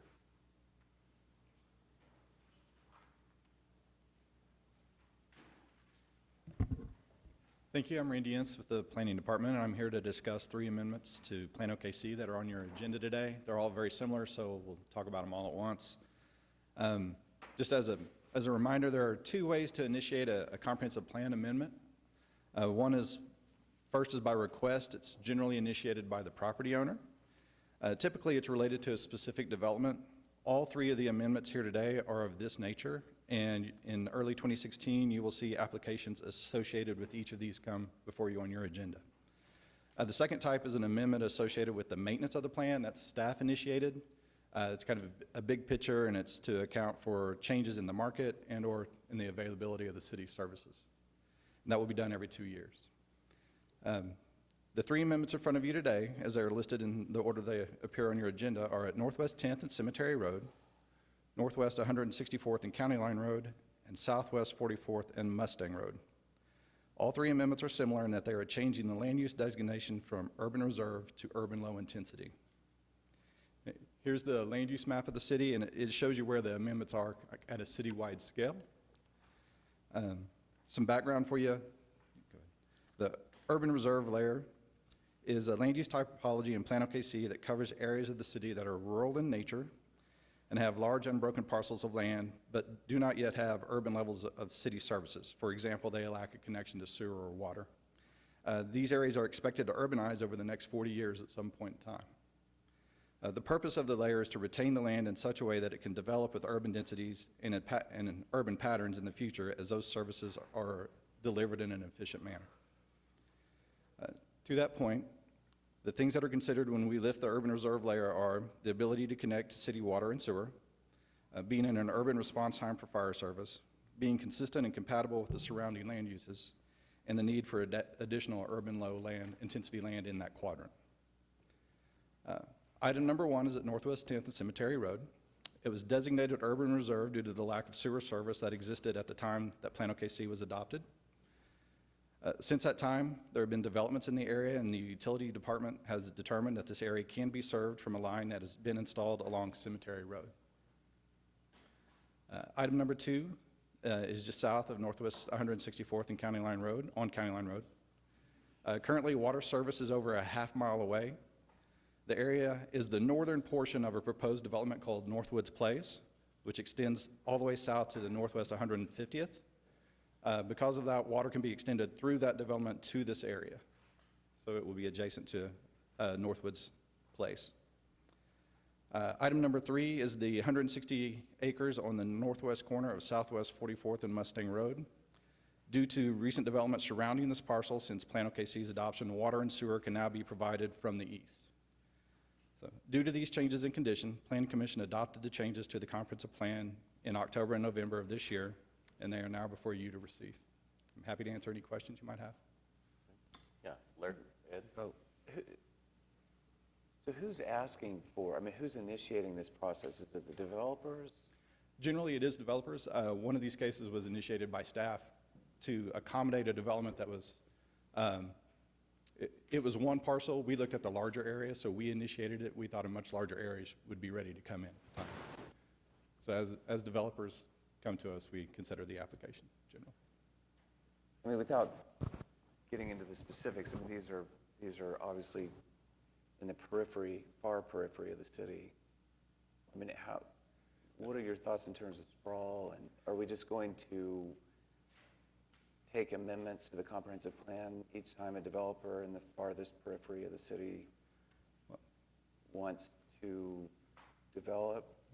But by the nature of urban reserve, that most of it is on the periphery of the city, and it's meant to maintain the land in such a way that it can be developed in an urban pattern, and to prevent kind of that leapfrog development approach. All these are contiguous with existing urban low development. It's kind of that time. Utilities have reached them. We can now serve them efficiently. Go ahead. Hi, sorry, Aubrey Hammontree, Planning Director. I just wanted to add to what Randy said. The purpose for developing this urban reserve layer is so that we could manage growth as it's ready to occur. So we anticipated that some of those areas would be immediately, within a year, 6 months, a year to 2 years of adopting the plan, immediately ready to serve efficiently. Others may not be ready for 40, 50 years, if ever, in that condition. So it's a growth management tool so that we can be more efficient with making those decisions on a case-by-case basis. So the tool of the plan is that we keep it up to date, we respond to market factors, we respond to incremental changes in growth and development, and we can assess those as they come into the city, and every 2 years as we go back and look at the plan comprehensively. So this is working the way that we intended it to work. So who's, I mean, are we extending water and sewage to any of these three, or is the developer? I believe The developer is extending water from water that's already been extended to that area, but they're extending water to their development and sewer. There's no additional expenditure from the Water Utilities Trust, or? No, sir. Okay. And I believe in these cases, too, that the boundaries of these that we're allowing to develop or urbanize would be held where they are. For example, the one in northwest Oklahoma City, the jagged line that's on the northern edge is a creek. So it's very improbable that water and sewer services will extend north of that to open up an additional basin to allow for that sprawl to occur. So there are some little edges on that urban reserve layer that it's practical, and it is a managed type of growth that we understand happens. And we also understand that as the plan is originally adopted, that some of those little edges feather out, and then there's probably a lull for a larger period of time. Okay, thank you all. All right, do we have a motion then to vote on these individually?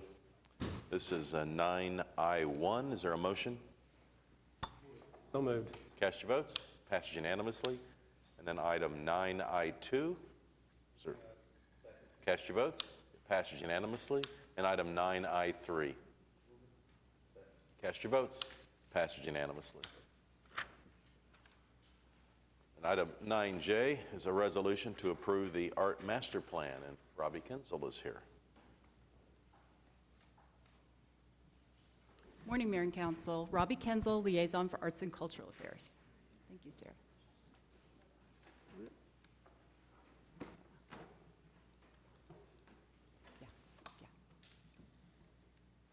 Before I begin, I want to recognize the people that are here in support of the master plan. Please go ahead and stand, everyone. These are stakeholders to the master plan process, board members of the Cultural Development Corporation, arts commissioners. And thank you very much. And three that I would like to stay standing, because I want to point them out especially, is Michael Laird, who is the president right now of the Cultural Development Corp, and I'll explain why that's important.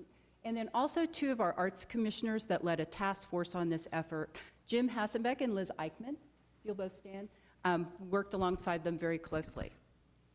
Yeah. So the process started when the Office of Arts and Cultural Affairs was established in 2012. Immediately that fall, the Supernova was announced from the federal government, and the National Endowment for the Arts announced its Our Town grant. The Cultural Development Corporation was the applicant, and the Office of Arts and Cultural Affairs worked very closely with them to submit an application that was then granted in July of the following year. And the reason that we believe that that was granted, because this is a highly competitive process, is because the city and the Cultural Development Corporation had worked together very closely for 10 years on cultural plans and the implementation of those plans. And then also because the money was being asked to carry out a very important action in the cultural plan, and that was because of the 1% for our ordinance that was enacted in 2009. And so the task force then worked on a national competition to hire a consultant, and Gail Goldman out of San Diego was hired.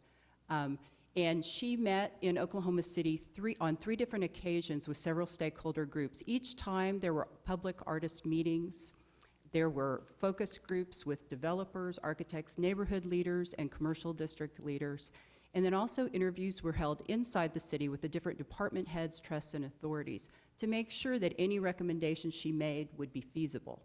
And out of these emerged 13 priorities.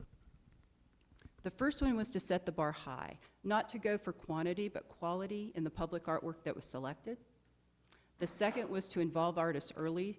There can be several cost savings by involving the artists as solution providers very early in the process. The next one was to streamline internal allocations, and these would be to get the process started as early as possible with the handoff between Public Works Finance and the Office of Arts and Cultural Affairs.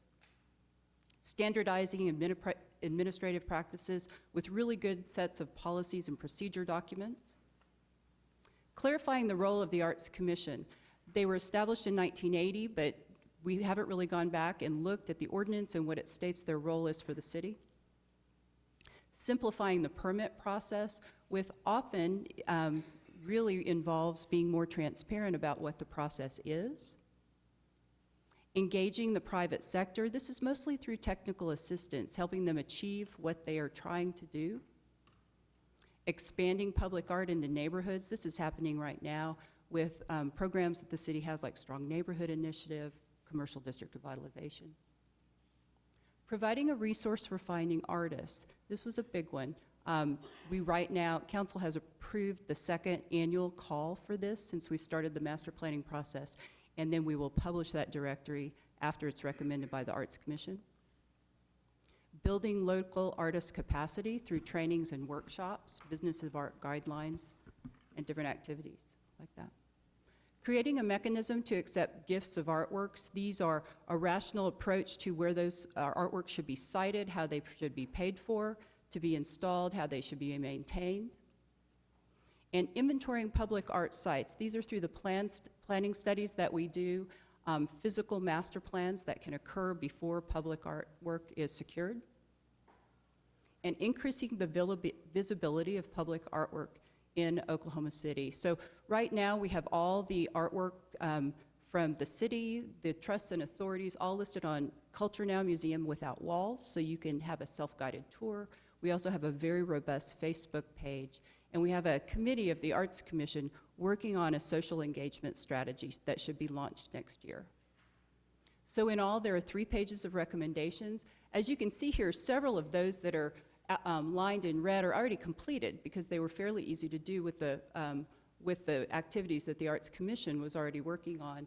Those that are already in process are in yellow, and those that we are waiting for permission to go ahead and begin working on are in blue, and these would involve things like updates to ordinances. And so with that, if you have any questions, we have people here in addition to me that could help answer them, and we hope for your support. Robbie, thank you. Any comments or questions? Really appreciate the way this is shaping up. You know, when we created your position and trying to help coordinate all of our art entities, I'm really pleased with the way it's turned out. So thanks for your work. Thank you, Mayor. You bet. Today's amendment is to, today's resolution is to approve the Arts Master Plan. Is there a motion? Cast your votes. Passes unanimously. Item 9K is a resolution to approve the Emergency Operations Plan, and Frank Barnes is here.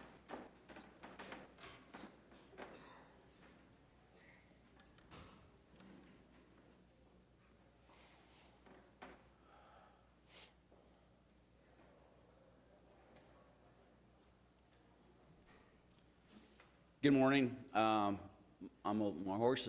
voice is a little hoarse because I've got a cold, so hopefully you can hear me and understand me. Thank you for letting me speak to you this morning. We have presented to you for adoption the Warning Annex, which is a portion of the city's emergency operations plan. There we go. Okay. Within the city, we have roles and responsibilities with regards to the outdoor warning siren system. The Office of Emergency Management develops the policy to present to City Council for adoption. We also handle the public education and outreach to educate the public about the siren system and what the sirens mean and what you should do when you hear them. We provide decision making and activation support to 911 communications, and we provide a backup or alternate site for the siren system activation at the Regional Multi-Agency Coordination Center. 911 Communications is the primary site for the outdoor warning sirens system activation, and they conduct the weekly tests on Saturday at noon. Information Technology designs and builds the system. They handle the system's upgrades and improvements, and they are responsible for the system maintenance and repair. This is the city's outdoor warning siren system. We have 182 sirens in 3 counties. It is a very large system, may not be the largest in the country, but it is very large. The current policy, or old policy, is what we call a county-based activation. The National Weather Service issues tornado warnings by county.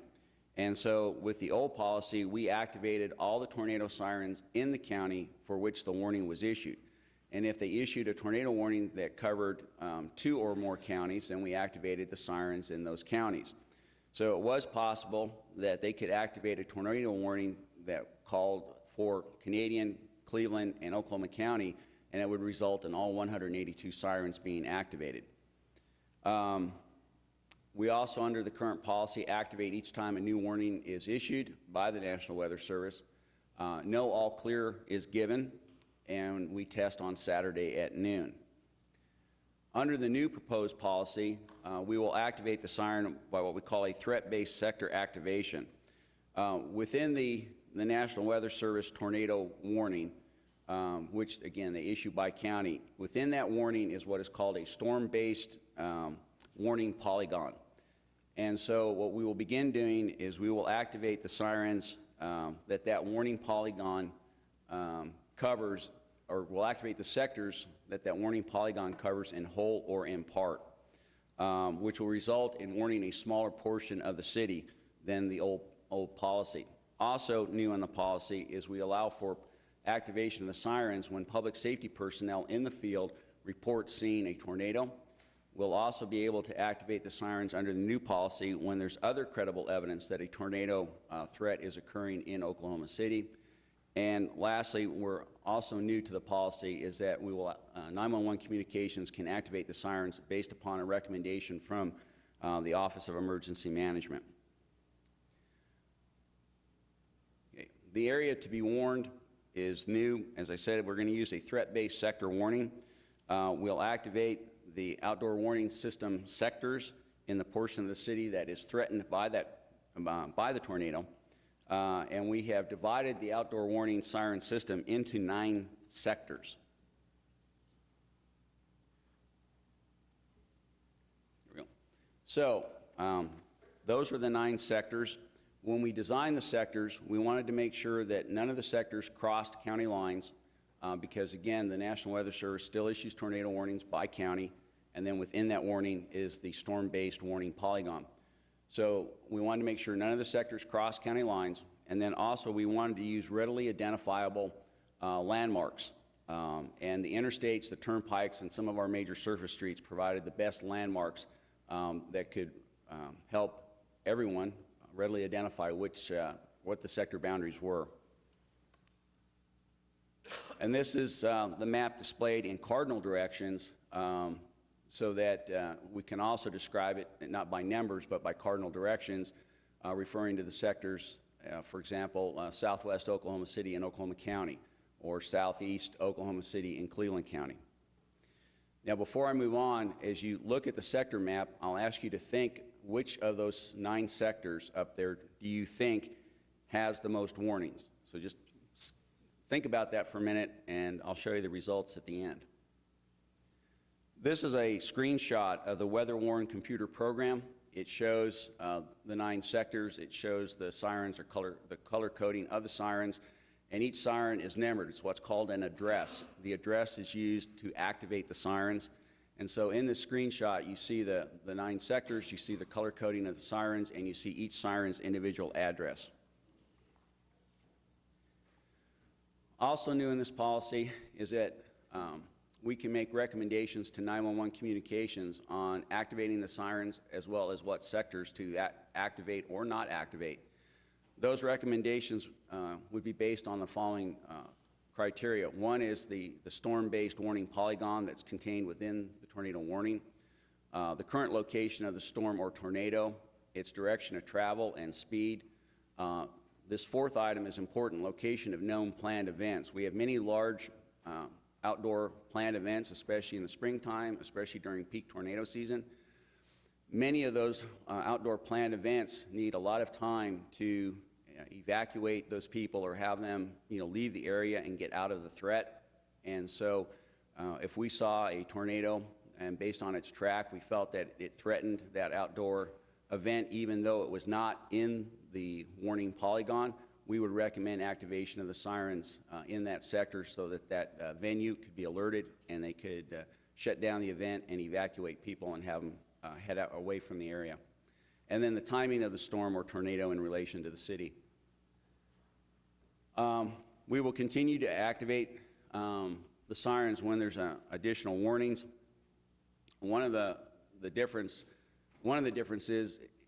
in the policy is it will allow a little bit of discretion. So for example, if we get a tornado warning that's issued at 3 o'clock and another one that is issued at 3:01, then we probably aren't going to sound it twice. We'll just do it one time because that would be sufficient. Also, we have the flexibility of adding on sectors should they issue another warning in a short time after the first warning. We can add sectors to the ongoing warning and make sure that everybody gets warned. What we want the public to do changes a little bit because we're now warning the public that the tornado threat is nearby. We want them to take shelter and seek more information. The taking of shelter is a personal decision. Some people may simply want to go indoors to a sturdy building. Others may want to go into their storm shelter or safe room.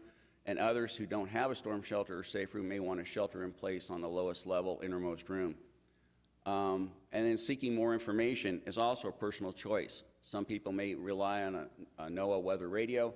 Other people may have a smartphone app. Other people may go to turn on their TV, listen to commercial radio, or use an online website.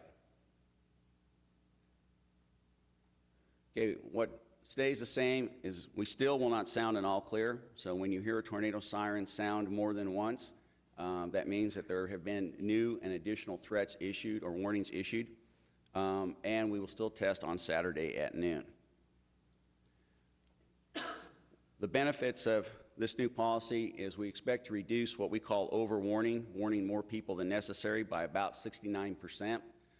We will eliminate false warnings, which means warning portions of the city when there is no threat to that portion of the city.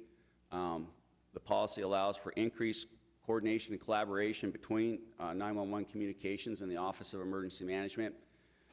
And there's still a slight overwarning that will occur which will benefit the motoring public. The polygons will never exactly match the sectors, and so there will always be some overwarning. And in a few examples that we've looked at, we see that the overwarning provides advance notice to people who may be motoring or driving towards or into the affected area. So one of the things we did in working with the National Weather Service on this project is we asked them to take the tornado warnings from 2010 through 2015 and overlay the storm-based warning polygon onto the new sectors. There were over 40 examples in this time frame, and with a few exceptions, maybe one or two exceptions, using the sectors definitely reduced the amount of the city that was warned. So in this example from May 10th, 2010, using the new sectors, we would activate Sector 3, 4, and 6, which is Southwest Oklahoma City in Cleveland County, Southeast Oklahoma City in Cleveland County, and Southeast Oklahoma City in Oklahoma County. Previously, we would have lit up all the sirens in Oklahoma and Cleveland County. In this example from May 19th of 2013, this was on Sunday, this was a warning that included Canadian and Oklahoma County. Under the old policy, we'd activate all the sirens in Canadian and Oklahoma County. Under the new policy, we'd only activate the sirens in the sectors you see on the screen. This is from May 20th, 2013. Again, it was tornado warning for Cleveland and Oklahoma County, would have resulted in sounding sirens and all the sirens in both those counties. You can see from this graphic that we then reduced the area warned to sectors 3, 4, 5, and 6. And you can see in this example, we catch a corner of Sector 5, but again, you've got motoring public on the interstates that may be heading into the affected area, so it provides some warning as they approach the threatened area. In this example, you'll notice the warning would have covered 3 counties. We would have lit up all 182 sirens for this tornado threat. And based on the shape of the polygon, the threat was moving from northwest to southeast, catching the southeast corner of the city. Using the new sectors, we would warn a much smaller area. And again, as you can see from the graphic, we're looking at sectors 2, 3, 5, and 6. And in this example from December 14th, 2014, the tornado warning was for Oklahoma County. All the sirens on that day sounded in Oklahoma County. Under the new policy, we would have sounded the sirens in the sector for where the tornado threat was actually located, which was in extreme northeast Oklahoma City. And then this is May 6, 2015. Again, the tornado warning would have been for Cleveland and Oklahoma County, could have resulted, or did result in all the sirens in those 2 counties being sounded. With the new policy, we only sound Sector 4 and 6. And then May 6th, 2015, the warning was for Oklahoma County. In this example, we warn a much smaller portion of Oklahoma County, warning sectors 5 and 7. So, let's see if your answer or what you thought was correct. Sector 4, which is southeast Oklahoma City in Cleveland County, has the most warnings. Sector 3 and 6 were tied for second place. That's southwest Oklahoma City in Cleveland County and southeast Oklahoma City in Oklahoma County. In fact, sectors 4 and 6 actually have the most warnings combined, which may surprise some people because they tend to think it's the southwest part of the city, but actually the most warnings have been issued for the southeast part of the city from 2010 to 2015. And then Sector 9, which is that north portion, north of the Kirkpatrick Turnpike, has the fewest. Any questions? How do you deal with the municipalities that are embedded inside of our city limits and their sirens? What's the coordination there like? The smaller municipalities that are embedded in us or even share a common border with us, they have their own discretion as to when they activate their sirens based on their policy. Having a smaller footprint, they can many times hold off because they can wait till it gets much closer. However, the way we coordinate it is that we make an entry into a system called National Weather Service Chat, which all the emergency managers will watch during these kinds of events. We make an entry in there that we're activating the sirens, and they can see that entry pop up in NWS chat. And then based on that, they can make their decision to activate or not activate. I see. So we let them know that we're putting our sirens off. Okay. And we do that through NWS chat. And Frank worked real close with other communities in the area and through ACOG to make sure this policy is coordinated and consistent with the other communities in the area. Yeah. Ed? How about meteorologists? I mean, do you go over all these changes with them so that they?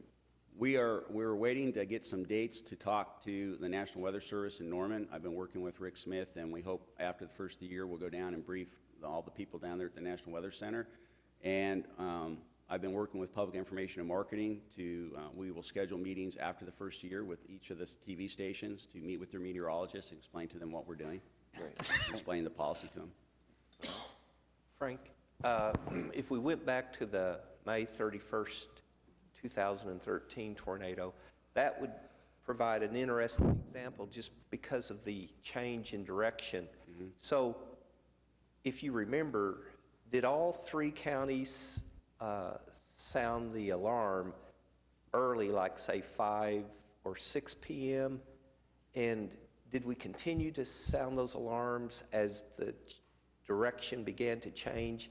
And if not, this system, I think, would allow us to do that, wouldn't Under it? May 31st is one of those exceptions where the size of the polygons that they drew were so large. Because of the nature of the storms, you had a line of storms, you had multiple storms, so they just drew these large polygons that pretty much covered everything. But also what happened on the 31st is there were multiple warnings that were issued. What we found interesting is when we went back and looked at those warnings where we have, on those days where we had multiple warnings, typically they issued a new warning about every 15 to 20 minutes. There's only one example we found where they issued one warning and then a minute later issued another. But all the others were about 15 to 20 minute intervals, sometimes 30-minute interval. And so that was based on new identified tornado threats. And so in each of those cases, the sirens were activated based on those threats. Those days, like the 31st, are tough even with this policy and even with any other system you have in place, simply because there's just so much going on that they err on the side of caution and they draw really big polygons. So we're not necessarily attempting to warn people of a specific path, just that they're in a general area. We're trying to, yes, we're trying to warn them that there is a tornado threat nearby and that they may actually be, in the path of the tornado. Where previously, because we were warning such a large area, there were people on, let's say, maybe the north side of the city that were not anywhere near any tornado threat. Right. Well, I can give you an example. We were monitoring the weather that evening, and it appeared that it was just going on a traditional southwest to northeast route out by El Reno, Yukon. So we thought, oh, central Oklahoma City will be fine. But then later, it changed its direction, and if you weren't close to a TV or local radio, you weren't made aware of that change Right. and possible dangerous situation. Would we be able to, in that example, begin to sound the alarms, in that new direction? Yeah, every time the storm changes direction or there's a new threat or a new area threatened, we can change the sectors that are activated. So it gives us better flexibility than we have under the current policy and current practice. So we can better mix and match the sectors to the actual threat. Any other questions for Frank? Frank, thanks. I think the citizens are going to really appreciate the changes. I know for years people have wondered why they get warned for a storm that they don't perceive as impending upon them. I think this is a step in the right direction.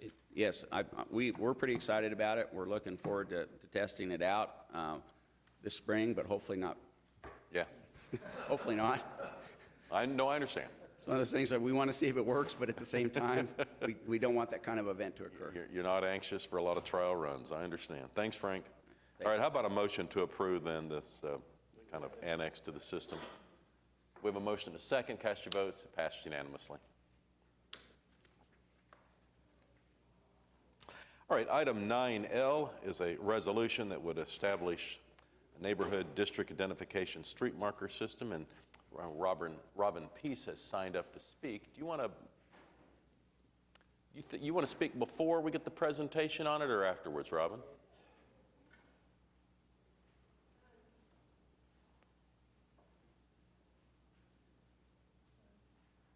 I just wanted to thank Eric Winger and Public Works for coming up with this great plan. This would really be a good tool for my neighborhood and all neighborhoods. Yeah, and which neighborhood are you representing? Military Park Residents Association. Okay, and you all plan to put the signs up? Yes, we do. All right, Yeah. great. So we're really excited for this opportunity. Well, thanks for coming down and letting us know. Thank you. All right, Eric, you want to make your presentation?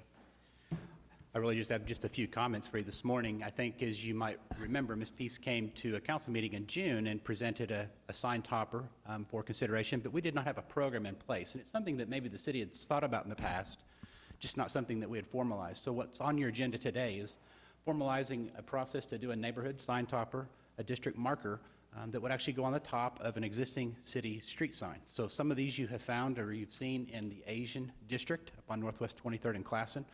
Those were not installed under this program. Those were a part of that project at that time. But what this project or this program will provide for is that residents in established neighborhoods can make application to the city. And included in the packet is the application process. Those applications will be made to Public Works Department and our Traffic Engineering Division, and we'll review those for approval. There's a $50 one-time application fee just to take care of some of the initial administrative expenses, and then it's just a $10 per sign location, and that will help purchase the hardware that's necessary to go on the top of the existing sign to attach the new sign. The neighborhoods will actually construct the signs. There are a few specs that are included just to make sure that the hardware is compatible with the sign. We'll obviously review it for content as well. But we have had some interest, obviously, from citizens like Ms. Peace, also the Neighborhood Alliance. I know Georgie Rasco sends her regrets for not being here today. She just wasn't able to make the meeting.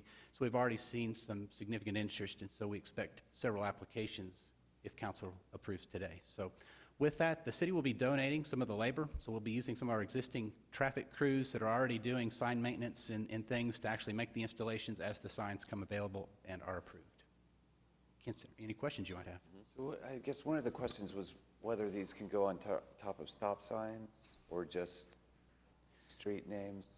We believe they can go on top of both, and we'll review them for compliance with that. But traditionally, we're expecting to see them on top of the street name signs. So anywhere we have an intersection and we've got an existing pole, that would be the best location.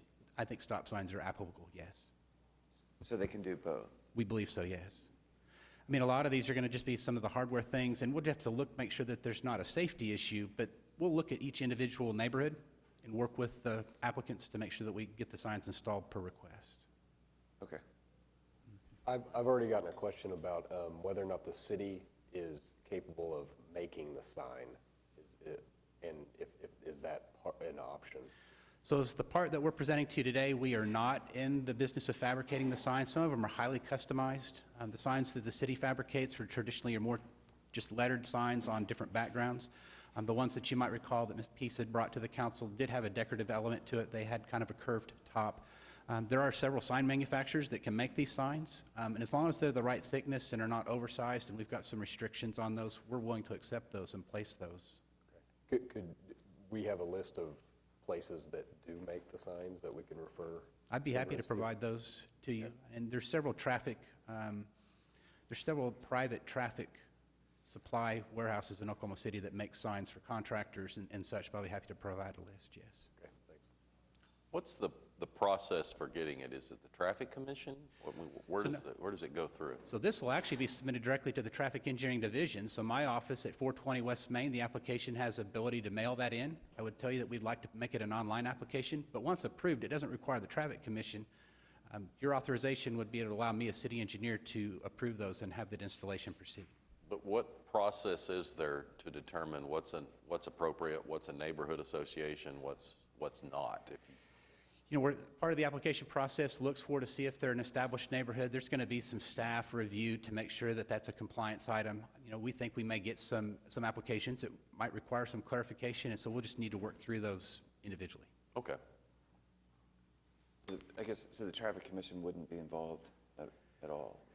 Well, they have been involved. They're not directly involved with the approval process. So Commissioners Rob Littlefield and J.B. Schuline have had a lot of interest in this, and this is a project they've discussed.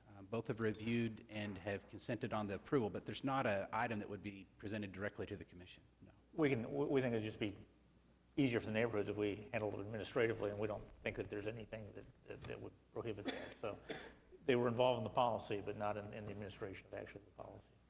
Okay. Thanks, Eric. Thank you. All right, we need a motion then to approve item 9L. Cast your votes. It passes unanimously. Item 9M is a resolution that I believe is not going to require executive session, so a motion to approve would be in order. Cast your votes. It passes unanimously. Same story on 9N. Look for a motion to approve the resolution. Cast your votes. It passes unanimously. Same story on 9O, a resolution, no executive session. Cast your votes. Passes unanimously. However, on 9P, the city manager is requesting an executive session to discuss collective bargaining with the police. All right, cast your votes. That item moves to executive session. All right, item 9Q is claims recommended for denial. We have a couple of people that have signed up to speak on these items. Ron Hagen, am I pronouncing it correctly? Yeah, come on up.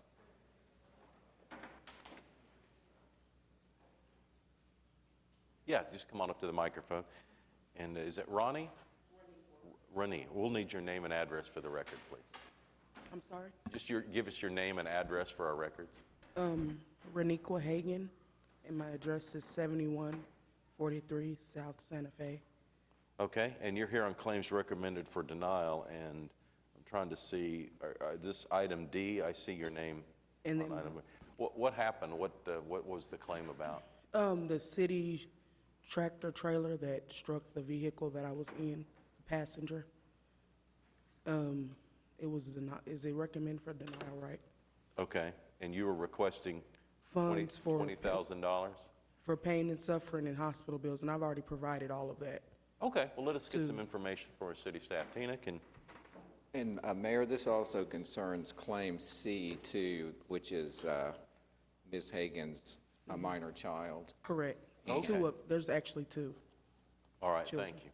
There's also a connected claim from the owner of the vehicle in which she was a passenger. And that is I. Okay, so 3 claims, and have all claims that pertain to this incident been denied, Tina? They've all been recommended for denial, yes, Okay, sir. can you give us some background on the city's aspect of it? There evidently was a collision between a car owned by Donald Wallace in which Ms. Hagan was a passenger that was involved in a very minor collision with the trailer behind it's a mower behind a tractor that the parks operates. Our information is that the vehicles were stopped at a signal that they left together, that our driver says that the driver of this car drifted into him. They stopped, they spoke some, the city employee called a supervisor and the police were called out, but the other vehicle left the scene. So there's no collision report and there's no standard report other than what was done by the Parks Department, and they have a report that indicates what I just told you and some photos of the damage to our vehicle, but we've never seen any of the damage to this vehicle, so we can't substantiate that. Miss Hagan went to get checked out and has just a brief check me out at the hospital bill and one bill for an x-ray of her elbow. There are no out-of-pocket expenses for her on any of that, and there's no follow-up care, and there's nothing else monetary that's connected with that injury. She's also seeking, she had 2 children in the car, she's also seeking $4,000 for the children, but there are no bills or anything to substantiate anything there. There was damage to the vehicle. There are 2 estimates. I can't substantiate, since we don't have photos, that all of the things in the estimates coincide with this accident. So we really have our statements at the scene. We have not a lot of documentation on the damages, and there's definitely a disagreement about what happened. Yeah. And just one other clarifying point, Ms. Hagan is also claiming $3,120 for 8 weeks of lost wages. Okay. Anything you want to add? Actually, there was photos submitted of the vehicle, and as far as the hospital bills, I did have a injury, and I am going to rehab for the injury, but the lady that we were working with, Paulina, said that there was no need to bring that paperwork, because she already written it up for denial, recommendation for denial, so Yeah. that's why I didn't bring that. Do you know why the vehicle you were in left the scene before the police arrived? Because the kids were screaming and hollering. We asked several times the driver, would he call the police? He said he had to call his boss first. So, I mean, we kept pressuring it, are you gonna call the police? He said he was gonna call his boss first. So we did have exchange information and all of that and just left because, I mean, there was nobody, he said he wasn't gonna call the police. Yeah. He disputes that, and the police were called. Okay. You know, you do have some legal rights in this situation, but I just don't know that this council is going to be able to address your concerns. And of course, I'll confer with them in a moment, but you are allowed, you know, of course, legally to go across the street and file a claim in the county courthouse against the city, you know, based on the facts as you view them and pursue it that way. But we have to look after the city's taxpayer dollars, and we have to have certain things in place before we're able to pay claims. And I'm suspecting this just doesn't meet the threshold of a claim that we're able to pay. Does anyone on the council feel differently? Okay. Yeah, sure, come on up. We did leave the scene because the kids were screaming and hollering and yelling, and we didn't have a cell phone at a certain time. We were on our way to take the kids to daycare. My other daughter was driving. I was in the back with the kids. And the guy, we were at the light, and all I remember is being dragged by by the tractor. He had something hanging over, and we were just pulled from her side. She was in the front seat, and I was in the back seat. And my other daughter was driving.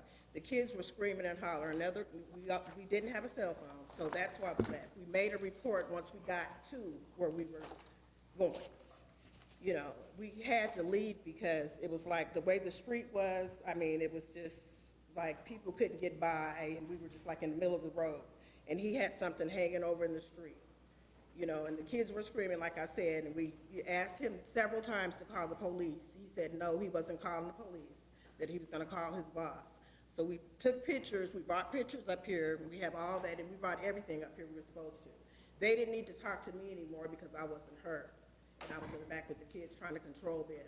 But the police, we did talk to the police that same day. As a matter of fact, they were still at the scene when we talked to them over the telephone. There's a 911 call to the police at which they... I mean, it's not like we just left and didn't call the police or nothing like that. It wasn't like that at all. It prevented any investigation in the accident by the police department.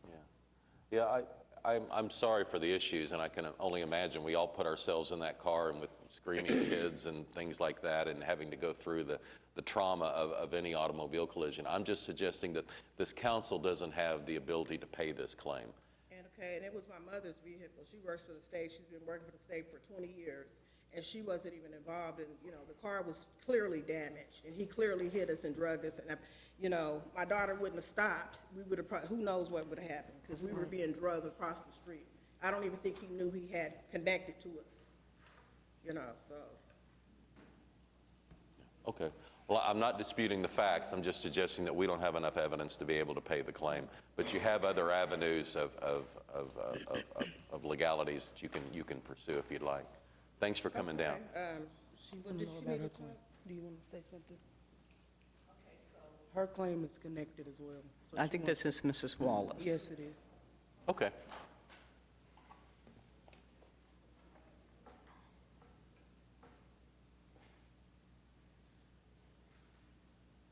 Good morning. Good morning. And thank you kindly for allowing me to speak. My car was hit by the city truck tractor vehicle on September 2nd. My granddaughter and her 2 kids were injured. There was a lot of damage done to my car, and I did take pictures. And I have pictures on my phone. I had those pictures made, and they were submitted. I've found them. They're at the bottom of the file. And also, I was told that your driver was arrested for DUI and/or drugs. And so my claim is for less than $6,000, and I've been waiting all this time since September 2nd to get my car fixed. And now you're saying that the claim is going to be denied? There was no arrest of our driver. There was no suspicion at the scene of any intoxication of our driver, by the way. I did speak to your driver, and he did sound really strange, and I asked him to call the police, and he said, no, he didn't want to call the police. He called his supervisor. He said his supervisor would know what to do. And he came out, and then I'm not really sure what happened because I was at work. The police were called. They did respond. Yeah, I'm not disputing anything you said. I'm just saying we don't have enough information to pay the claim. Okay, so we'll just get an attorney. Thank you. All right, thank you.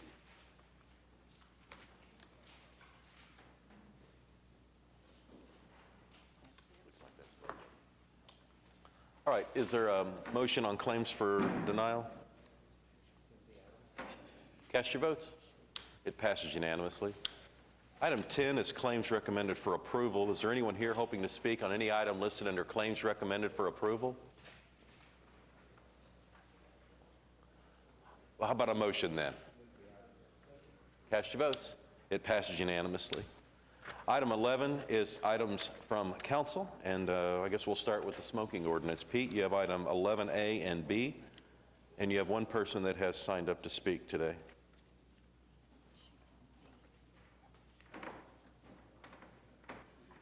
Okay.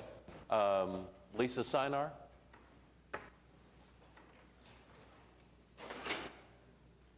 It's like we have 2 people signed up to speak, Pete, in favor. Yes,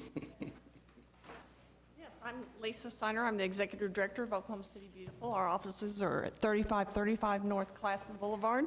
Putting my props down. Oklahoma City Beautiful is a nonprofit that has been picking up litter in Oklahoma City for 47 years, and the number one thing that is littered in our public places are cigarette butts. So this is why we are for the ordinance.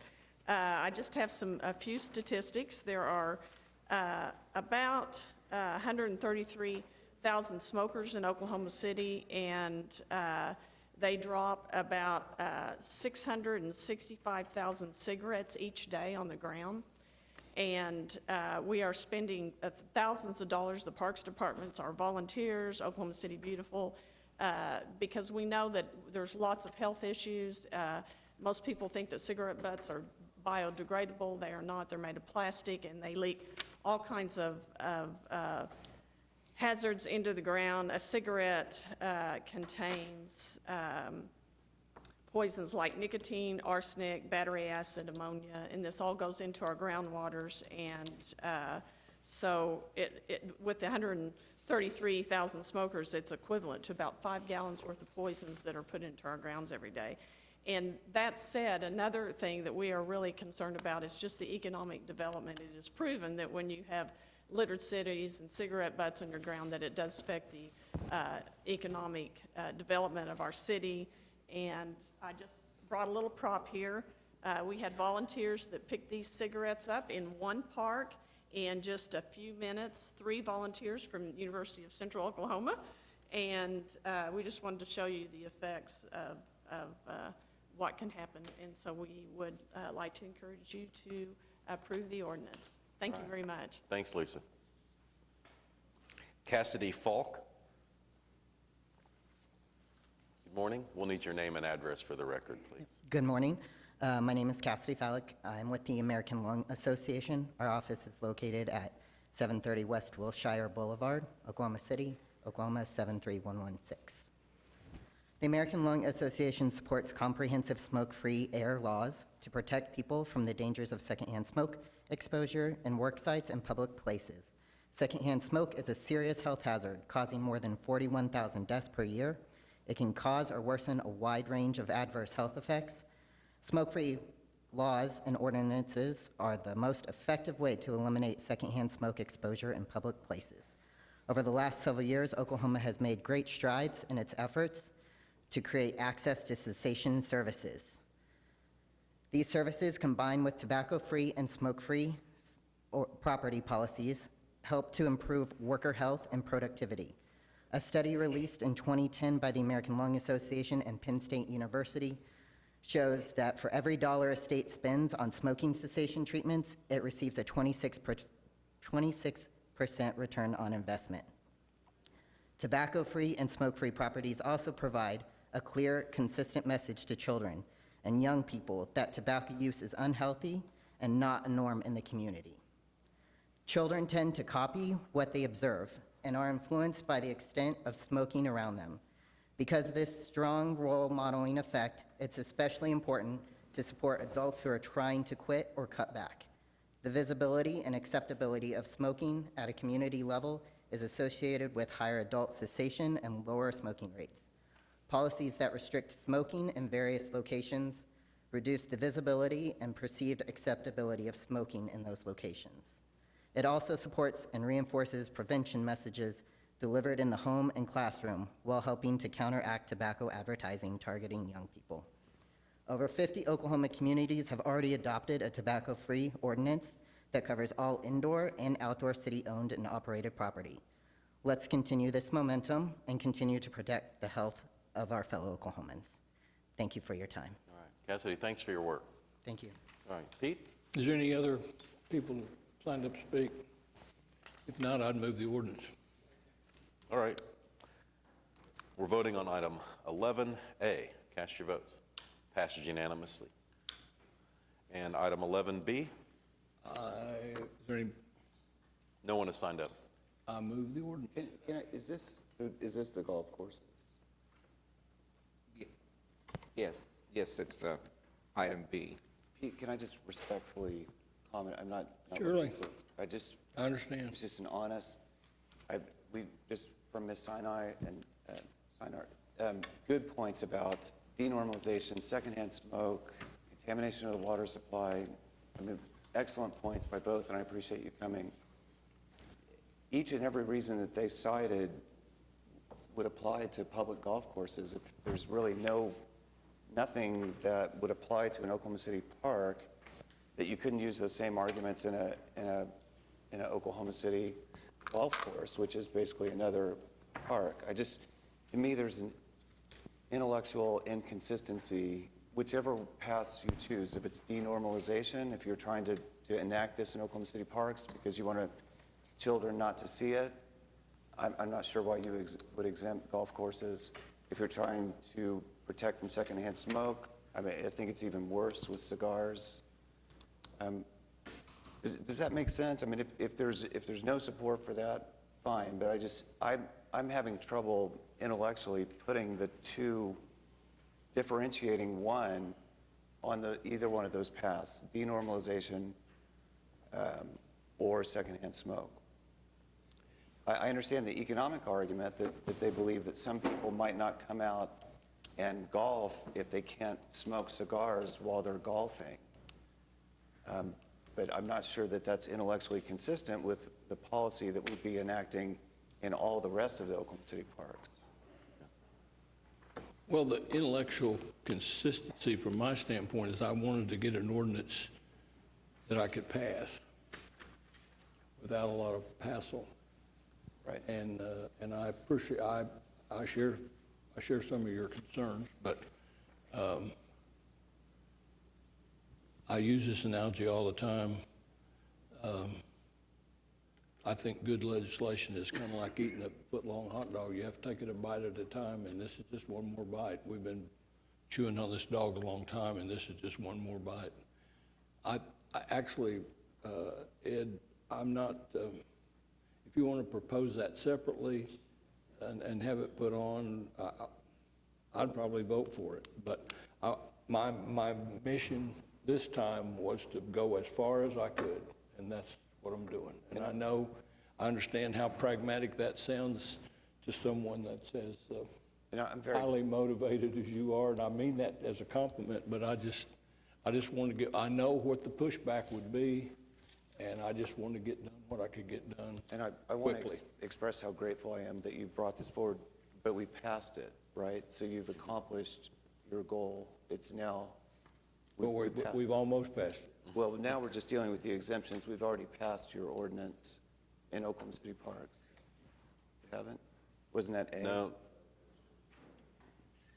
Oh, the first one's just vaping? Correct. Right. I see. It's minors and vape. Yeah, we had to treat them separately. Cindy knows why. But the first one is the vaping portion, putting some penalties on selling that kind of stuff to minors and so forth. And the second one is smoking. The exemption that you're referring to is in the second one, though. Is that right, Cindy? Correct. Yes, that's right. Yeah. I thought that smoking was on as A, but maybe I'm confused. It's B. Okay, then the first one was about no teen vaping. We already have a prevention of access to tobacco for teens, which was about smoking. And this amendment, which is now allowed by the legislature for municipalities to pass, included vapor products. And then B is the no smoking ordinance, and the exemptions are part and parcel with the item on B. I understand the analogy with the hot dog. Those of us in the recovery community, there's another saying, which is that half measures avail us nothing. And I'm not saying that it's nothing to do to stop short, but I think that if you're going to do it in Oklahoma City Parks based on an argument of denormalization or secondhand smoke, that you protect everyone. I'd like to pass maybe just exempt that out and vote on that separately, do the ordinance and just do the golf courses separate, vote on that separately. You can't. You could make an amendment to Pete's proposed ordinance and put it into his ordinance, but if you pass the ordinance, you would have to then make that proposal a second ordinance that would be introduced, say, at the next meeting, and to amend what we've just done. You can't vote on. Yeah, if we were to do that, we'd have to go through public hearings, et cetera, et cetera. Correct.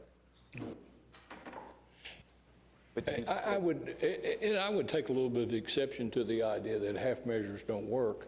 And smoking is probably the best example I can think of. I mean, as we've historically moved through trying to restrict smoking, we've raised taxes, that helps some. We've banned smoking inside, that's helped some.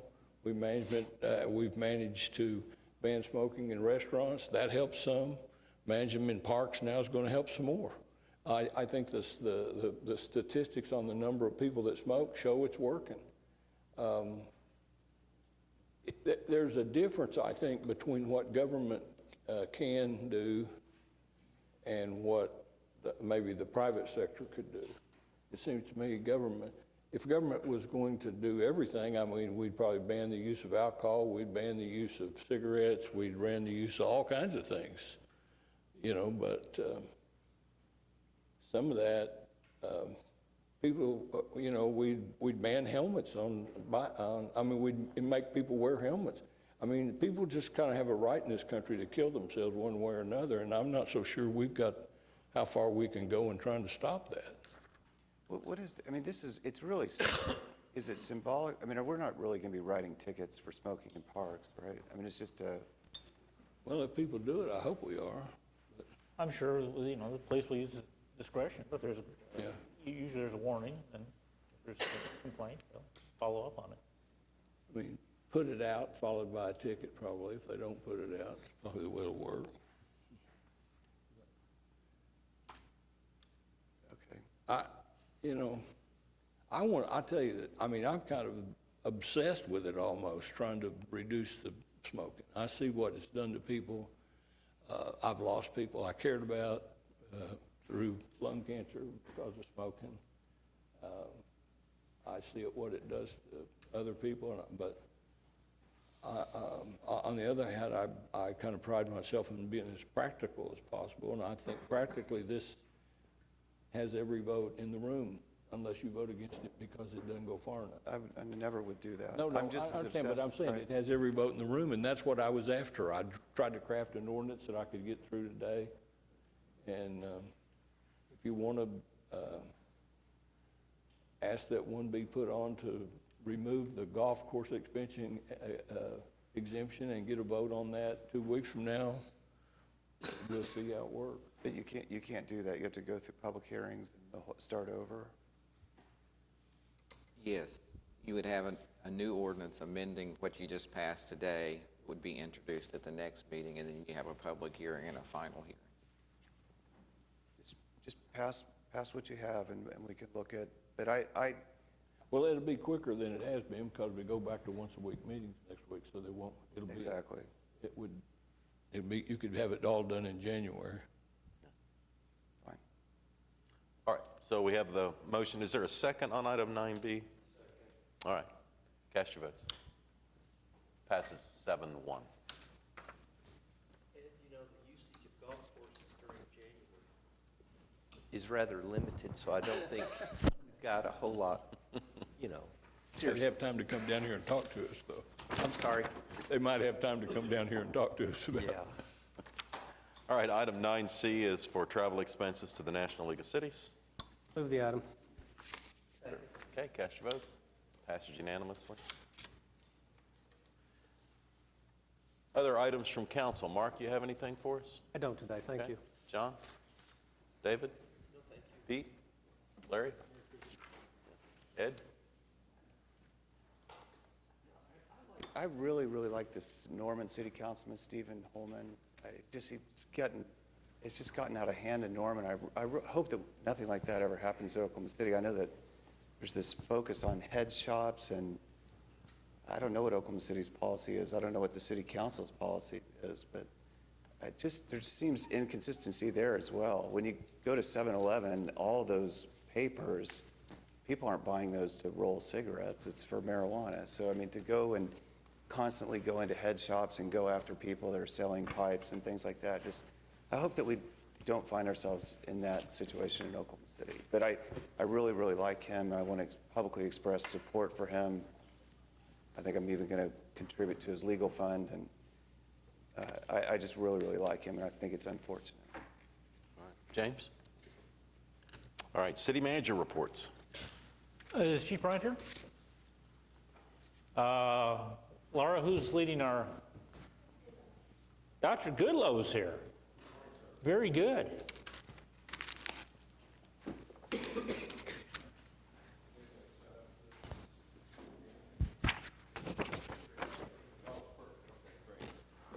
Always a pleasure to be here with you.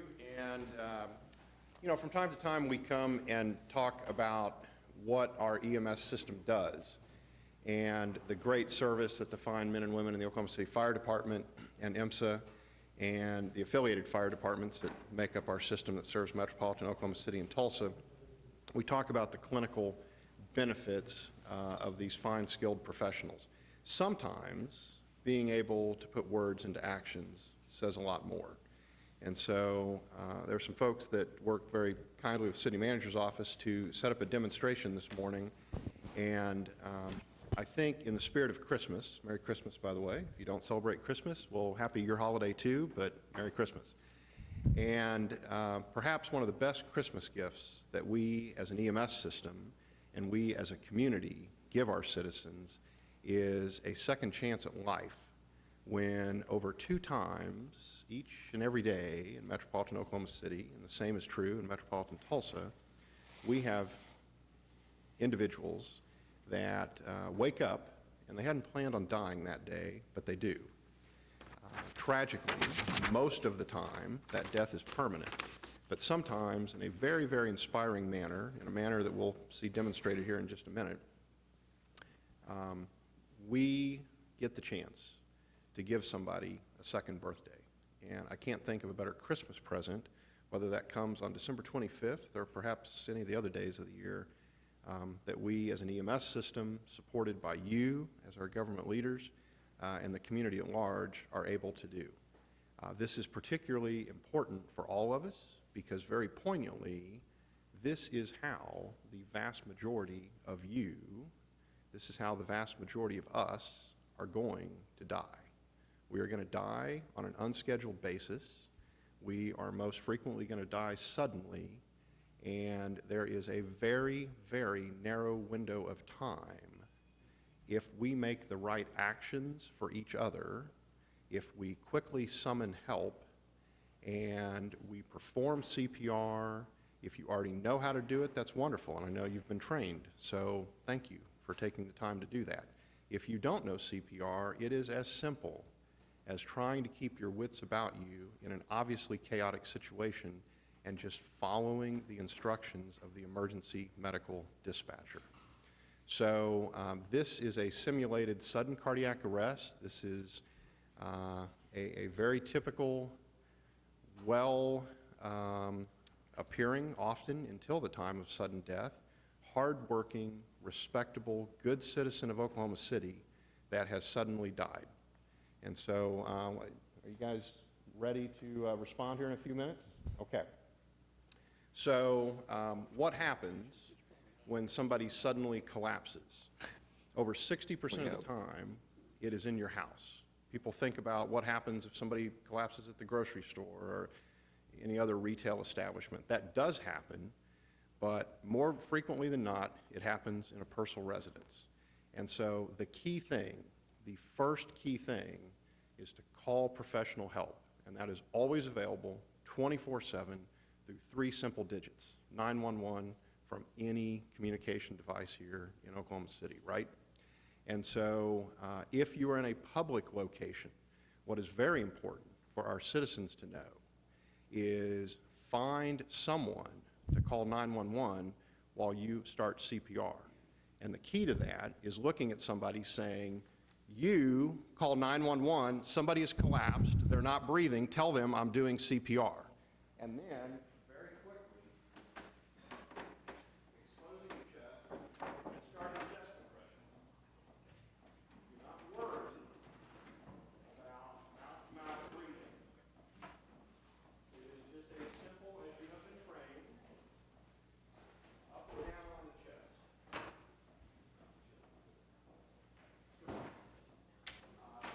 Just a couple minutes ago. I don't know what happened, it just suddenly collapsed.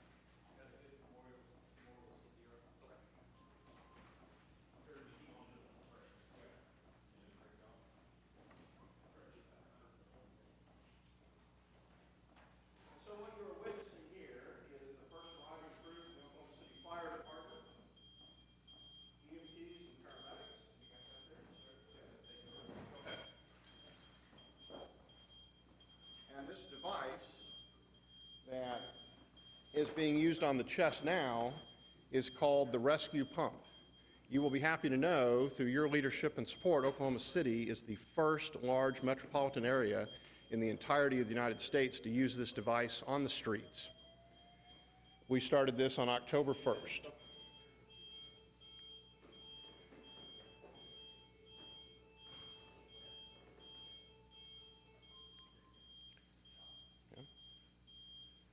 Okay, a shock is quickly delivered and then compressions are restarted.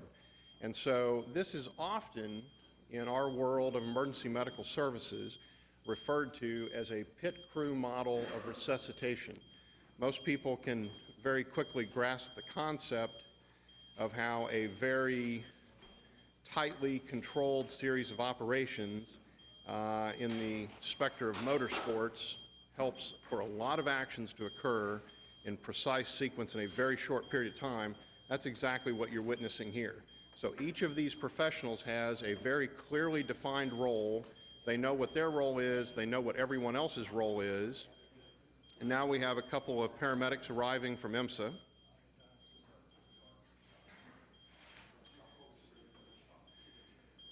So the key throughout all of this is that you will sense there is very specific continuity of chest compressions. At almost no period of time is there a pause in the chest compressions.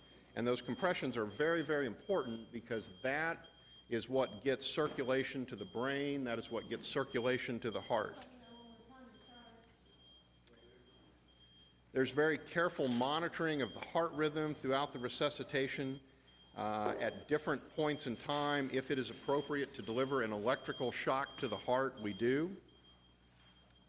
And then there's also very careful control of ventilation. Nothing happens by accident that you're seeing. Everything is very, very carefully laid out.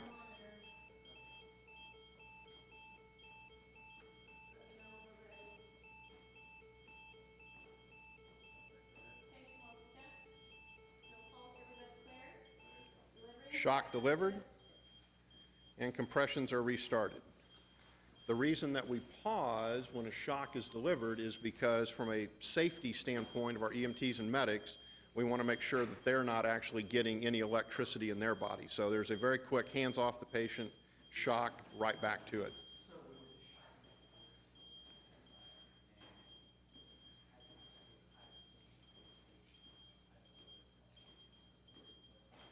During this period of time, often the station captain at the fire department will be interacting with the family or in a public setting, anyone that witnessed the collapse, to get as much medical information as possible and also to communicate what is happening. Particularly in a private residence, it is a very ethical and humane practice that we let patients' families know exactly what is happening and what we're doing trying to save their loved one.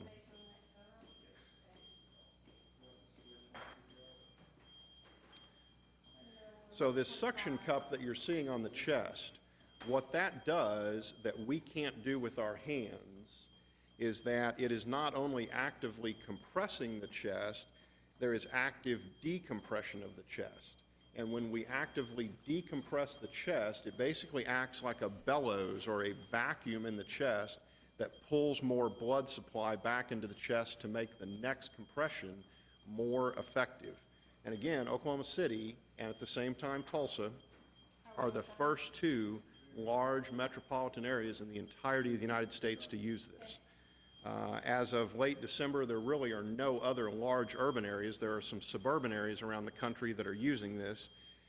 This is a completely repurposed device. We can use it on several patients. We disinfect the suction cup in between uses. But for a few $100s per device, we are achieving an entirely different form of CPR than you'll find almost anywhere else in the country.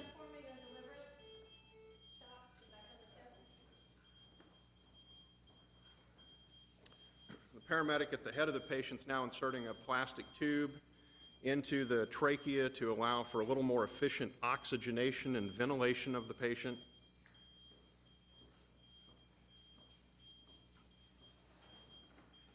And based on the specific cardiac rhythm, different medications specific to that rhythm will be given throughout the resuscitation as well.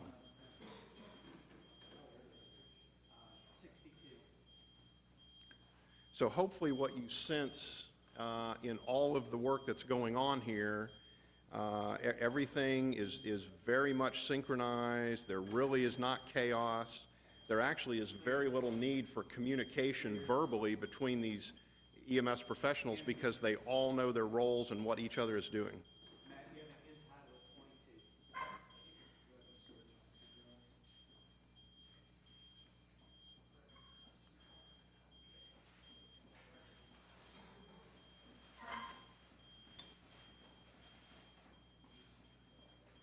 Dr. Goodlow? Yes.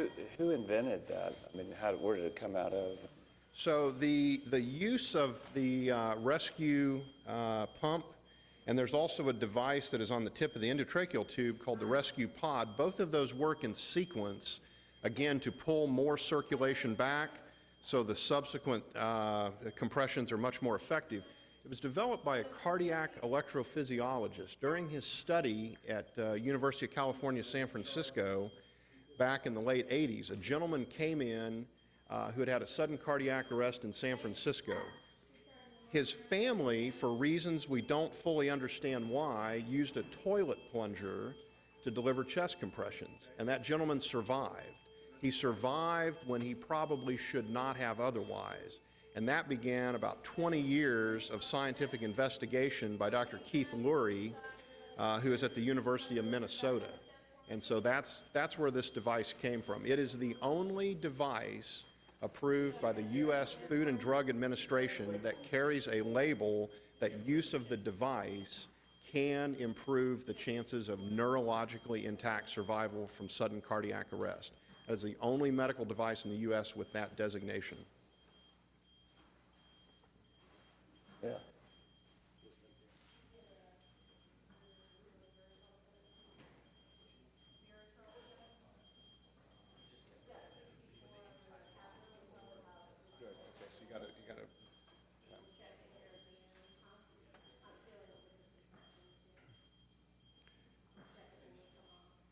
So we'll see what this cardiac rhythm looks like on our next rhythm check.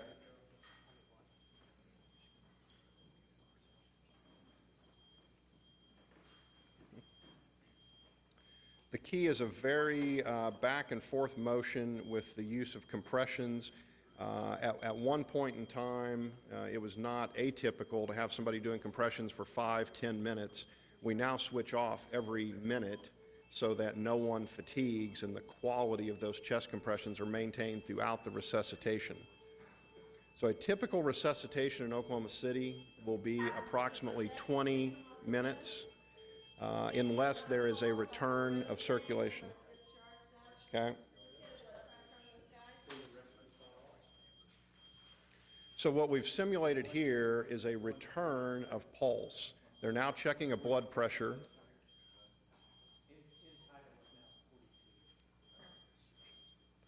And they will maintain assisted ventilations, assisted oxygenation through the endotracheal tube. We will keep the patient sedated if needed for pain control and any emotional duress that the patient may start to experience. Patient will be pretty quickly packaged onto a stretcher and taken to what is termed a level 1 cardiac arrest center in Oklahoma City. We have several of those among our hospitals. These are hospitals that have made the commitment to work very closely with our EMS system to have comprehensive cardiovascular services. We will start to cool the patient before the patient even arrives to the hospital. This slows the metabolism down. When we do that, we are working against the body's natural mechanism that produces inflammatory response that can lead to brain damage. Slowing that metabolism down is a very, very important part of post-cardiac arrest care. We were one of the first cities in the United States to bring that to bear on the streets in 2010.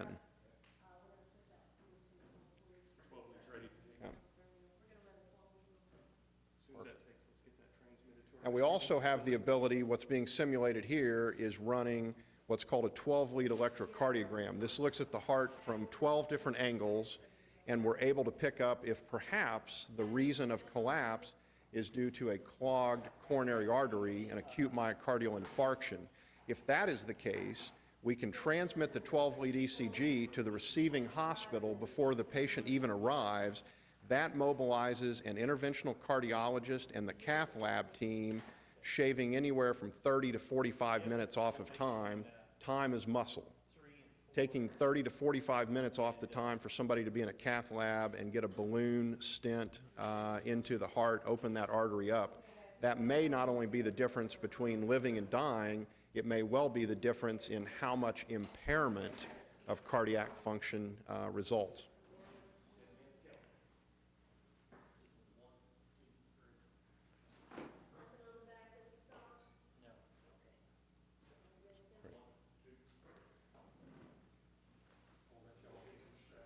Excellent. Thank you very much. You guys can stop. That was fantastic. Thank you very much.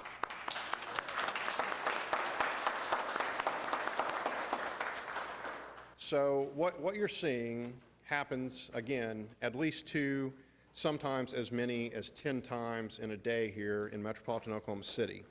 And the takeaway from that care, is the difference in life is not just that care, it is prompt recognition, activation of 911, bystander CPR, and then that gives these committed EMTs, paramedics, and their 4,200 other colleagues in our EMS system the best chance to bring that patient back to life. When you stack those things in favor of survival, here is what we recognize in metropolitan Oklahoma City. In the United States as a whole, when someone has a sudden cardiac arrest and it is witnessed and there is layperson CPR, and on paramedic arrival, we find that person in a shockable heart rhythm called ventricular fibrillation, the chance of survival in 2015 is approximately 13%. Now, that's not the most optimistic number, is it? Okay, a decade ago, it was 6.8%. So we have almost doubled it in the United States in a decade of very, very hard work with a lot of government leadership support, I would add. And there is a lot to feel good about where we are going into the next decade. That's nationwide. In metropolitan Oklahoma City, though the numbers wax and wane just a little bit from year to year, the reality is that your chance of survival from an event like this is not 6.8%, it's not 13%, it is at worst 30%, and at best 43%. And those numbers go up and down just a little bit year to year, understanding that the human condition is what it is. But the bottom line is Oklahoma City is a very, very good place. It is a very, very safe place in which to have a sudden cardiac arrest because of EMTs and paramedics that you see today. Thank you very much for your time this morning. God bless you and Merry Christmas. Great presentation, Dr. Goodlow. Thank you. Can I ask one question real quick? Yeah, sure. What are warning signs that that individual should have recognized earlier that day or the week before that you can tell people about on TV about? Oh, I am so glad you asked that question, and I'm now going to be a little bit paranoid that you're looking at my email because I just received word this morning, one of the latest scientific studies that was shared by me with the American College of Emergency Physicians, literally just this morning, a couple hours ago, is that over 80% of individuals in the United States that have a sudden cardiac arrest do have warning signs in the days and weeks ahead. And those signs are chest pain, shortness of breath, unexplained back pain, unexplained arm pain, nausea, clamminess, just a sense of feeling very, very weak and fatigued. Any of those signs should prompt a visit to someone's primary care provider. If they don't have a primary care provider, we have excellent emergency departments in this community that are available 24/7. Certainly in the setting of sudden onset of chest pain, difficulty breathing, that is an extremely good reason to call 911 and get professional help, care right where you're having the problem, and very close monitoring and ongoing care on the way to a hospital-based emergency department. Sadly, in the 80% of folks that have those kind of symptoms, over half never act on those and use that as the warning that it is. So that is a particularly timely question, and I'm now going to change my email password. But thank you for that's really seriously. That's a wonderful question. Thank you. That is the latest science that we have available just as of this morning. Again, on where you place your palm on the chest, can you tell us again where that location? Happy to do so. So the easy place is just right on the breastbone, kind of the center of the breastbone. You can use the nipples as a good guideline. If you just put the palm of your hand just kind of right in the center between the nipple line there, you will be in a very safe and effective place to do chest compressions. Don't worry so much about how fast or how deep you're pushing. Just push as hard as you can and as fast as you can. And that truly will make a difference in the success of survival.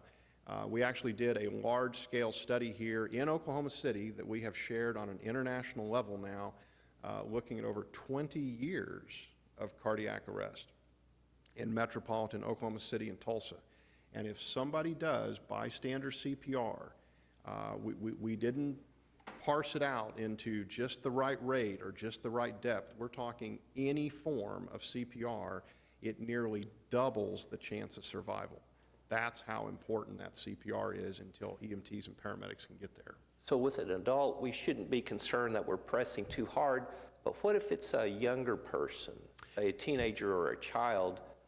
Do we have to be concerned with the amount of pressure that we're placing? So good question. Ultimately, you're not going to hurt that child by doing compressions. Okay. What is typically taught is rather than using two hands, to simply use one hand. Okay. And that is a little bit of a force reduction, but still, you know, push fast, push hard, right there in the center of the breastbone. Of course, you know, kind of use, what we use even in our system is not just an age criteria, but a size criteria. And many teenagers are near or at adult size. And so we really kind of key off the size of the victim more than the age. But it's a very good question. Thank you. Channel 20 have a public education on how to do CPR. Do we? I don't know the answer to that. I'll check and get back to you. If not, I will say we'll be very happy to put together a program and deliver that in a very timely manner for you. Thank you. Thank you. All right. Thank you, Doctor. Sales and use tax collections? Yeah, I won't spend much time on it. We talked about it earlier this morning. For the month of December, our sales tax was 2.8% below last year, 3.4% under target. And again, we talked about these numbers earlier. Year to date, we're 1.2% below last year. Okay. We have a couple of people that have signed up under citizens to be heard. I'll ask them to keep their comments to 3 minutes or less. John Muzingo? Muzingo. Uh-huh.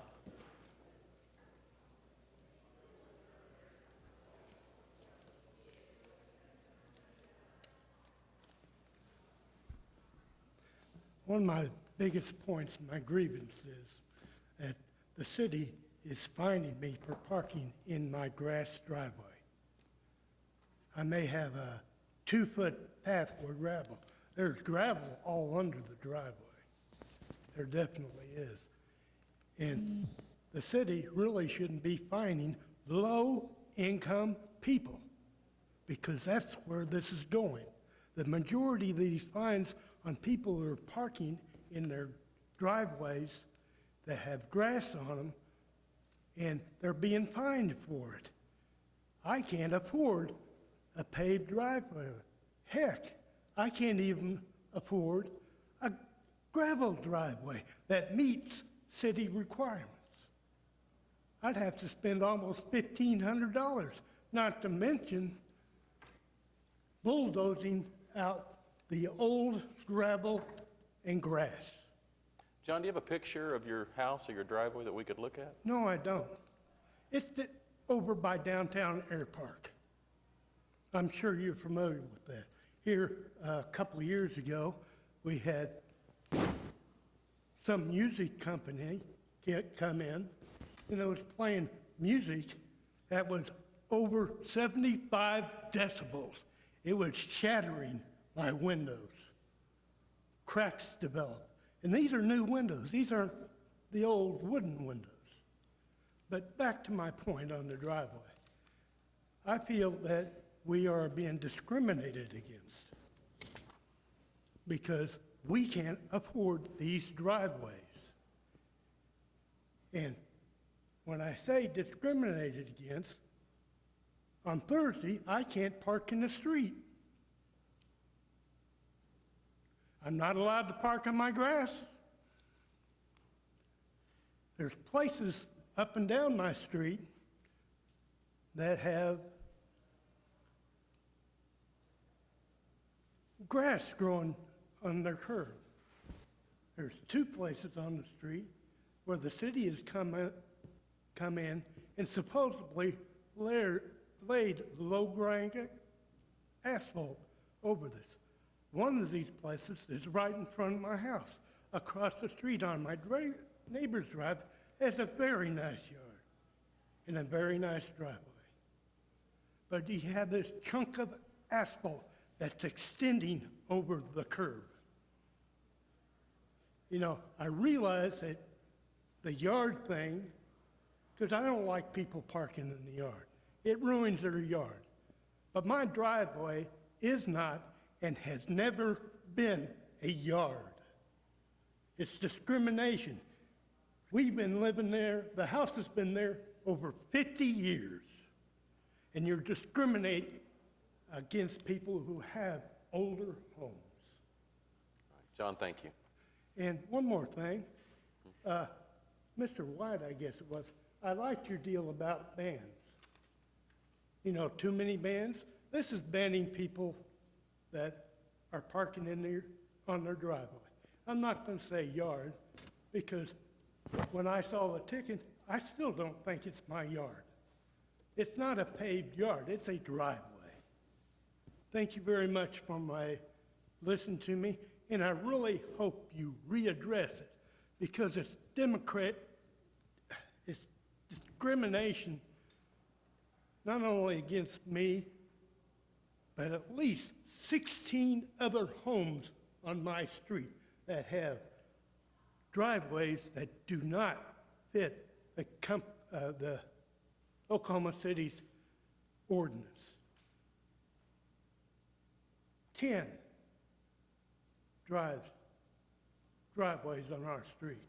All right. Thanks, John. You're welcome. Thank you, sir. Mayor, I wish you would do something about it. Mayor, I usually don't weigh in on, we just listen to people and go on, but I was on the council in the 50s when we introduced, I mean the 80s, excuse me, when we first introduced the driveway ordinance. Mm-hmm. When we first introduced the ordinance to ban parking, to change it to yard parking, and what he says is one of the things that came up at that time is there were a number of people that live in Oklahoma City that the houses don't have garages, but there are spaces. They don't, so because they don't have garages, they don't have regular concrete or even gravel driveways. And I get a lot of complaints. I have a lot of areas like the one that's in Ward 6 where he's talking about, but I have a lot of areas in my ward that there are people don't have garages, and if they do, there never was a paved driveway there. The building permit was issued without a paved driveway, and I would like maybe just take a look at that again, just the whole idea of doing it. I wrote down his address and phone number, and I'll make sure we follow up. You gave it on the sheet, so I'll make sure that we follow up with you. See if we can work this out. I think I appreciate the fact that he says he doesn't like parking in the yard, because that's what the real controversy was. But once in our effort to try to ban yard parking, I think we may have tightened down the parking in homes that don't have and never have had driveways to the point that we put people like him in a bad situation.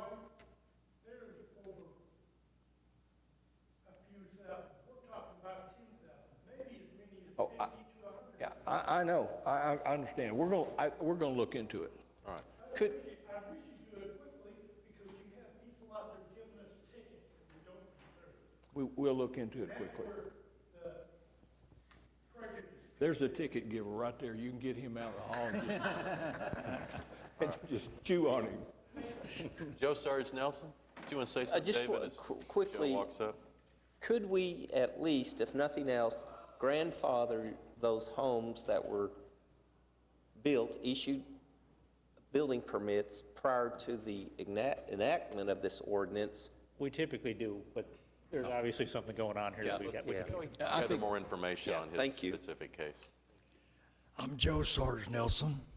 I've been here before, and I was startled. I got to see this incident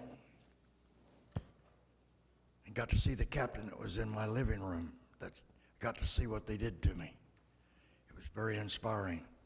At least after dying 7 times in one day, Captain Spiegel, I got to meet him for the first time out here in the hall.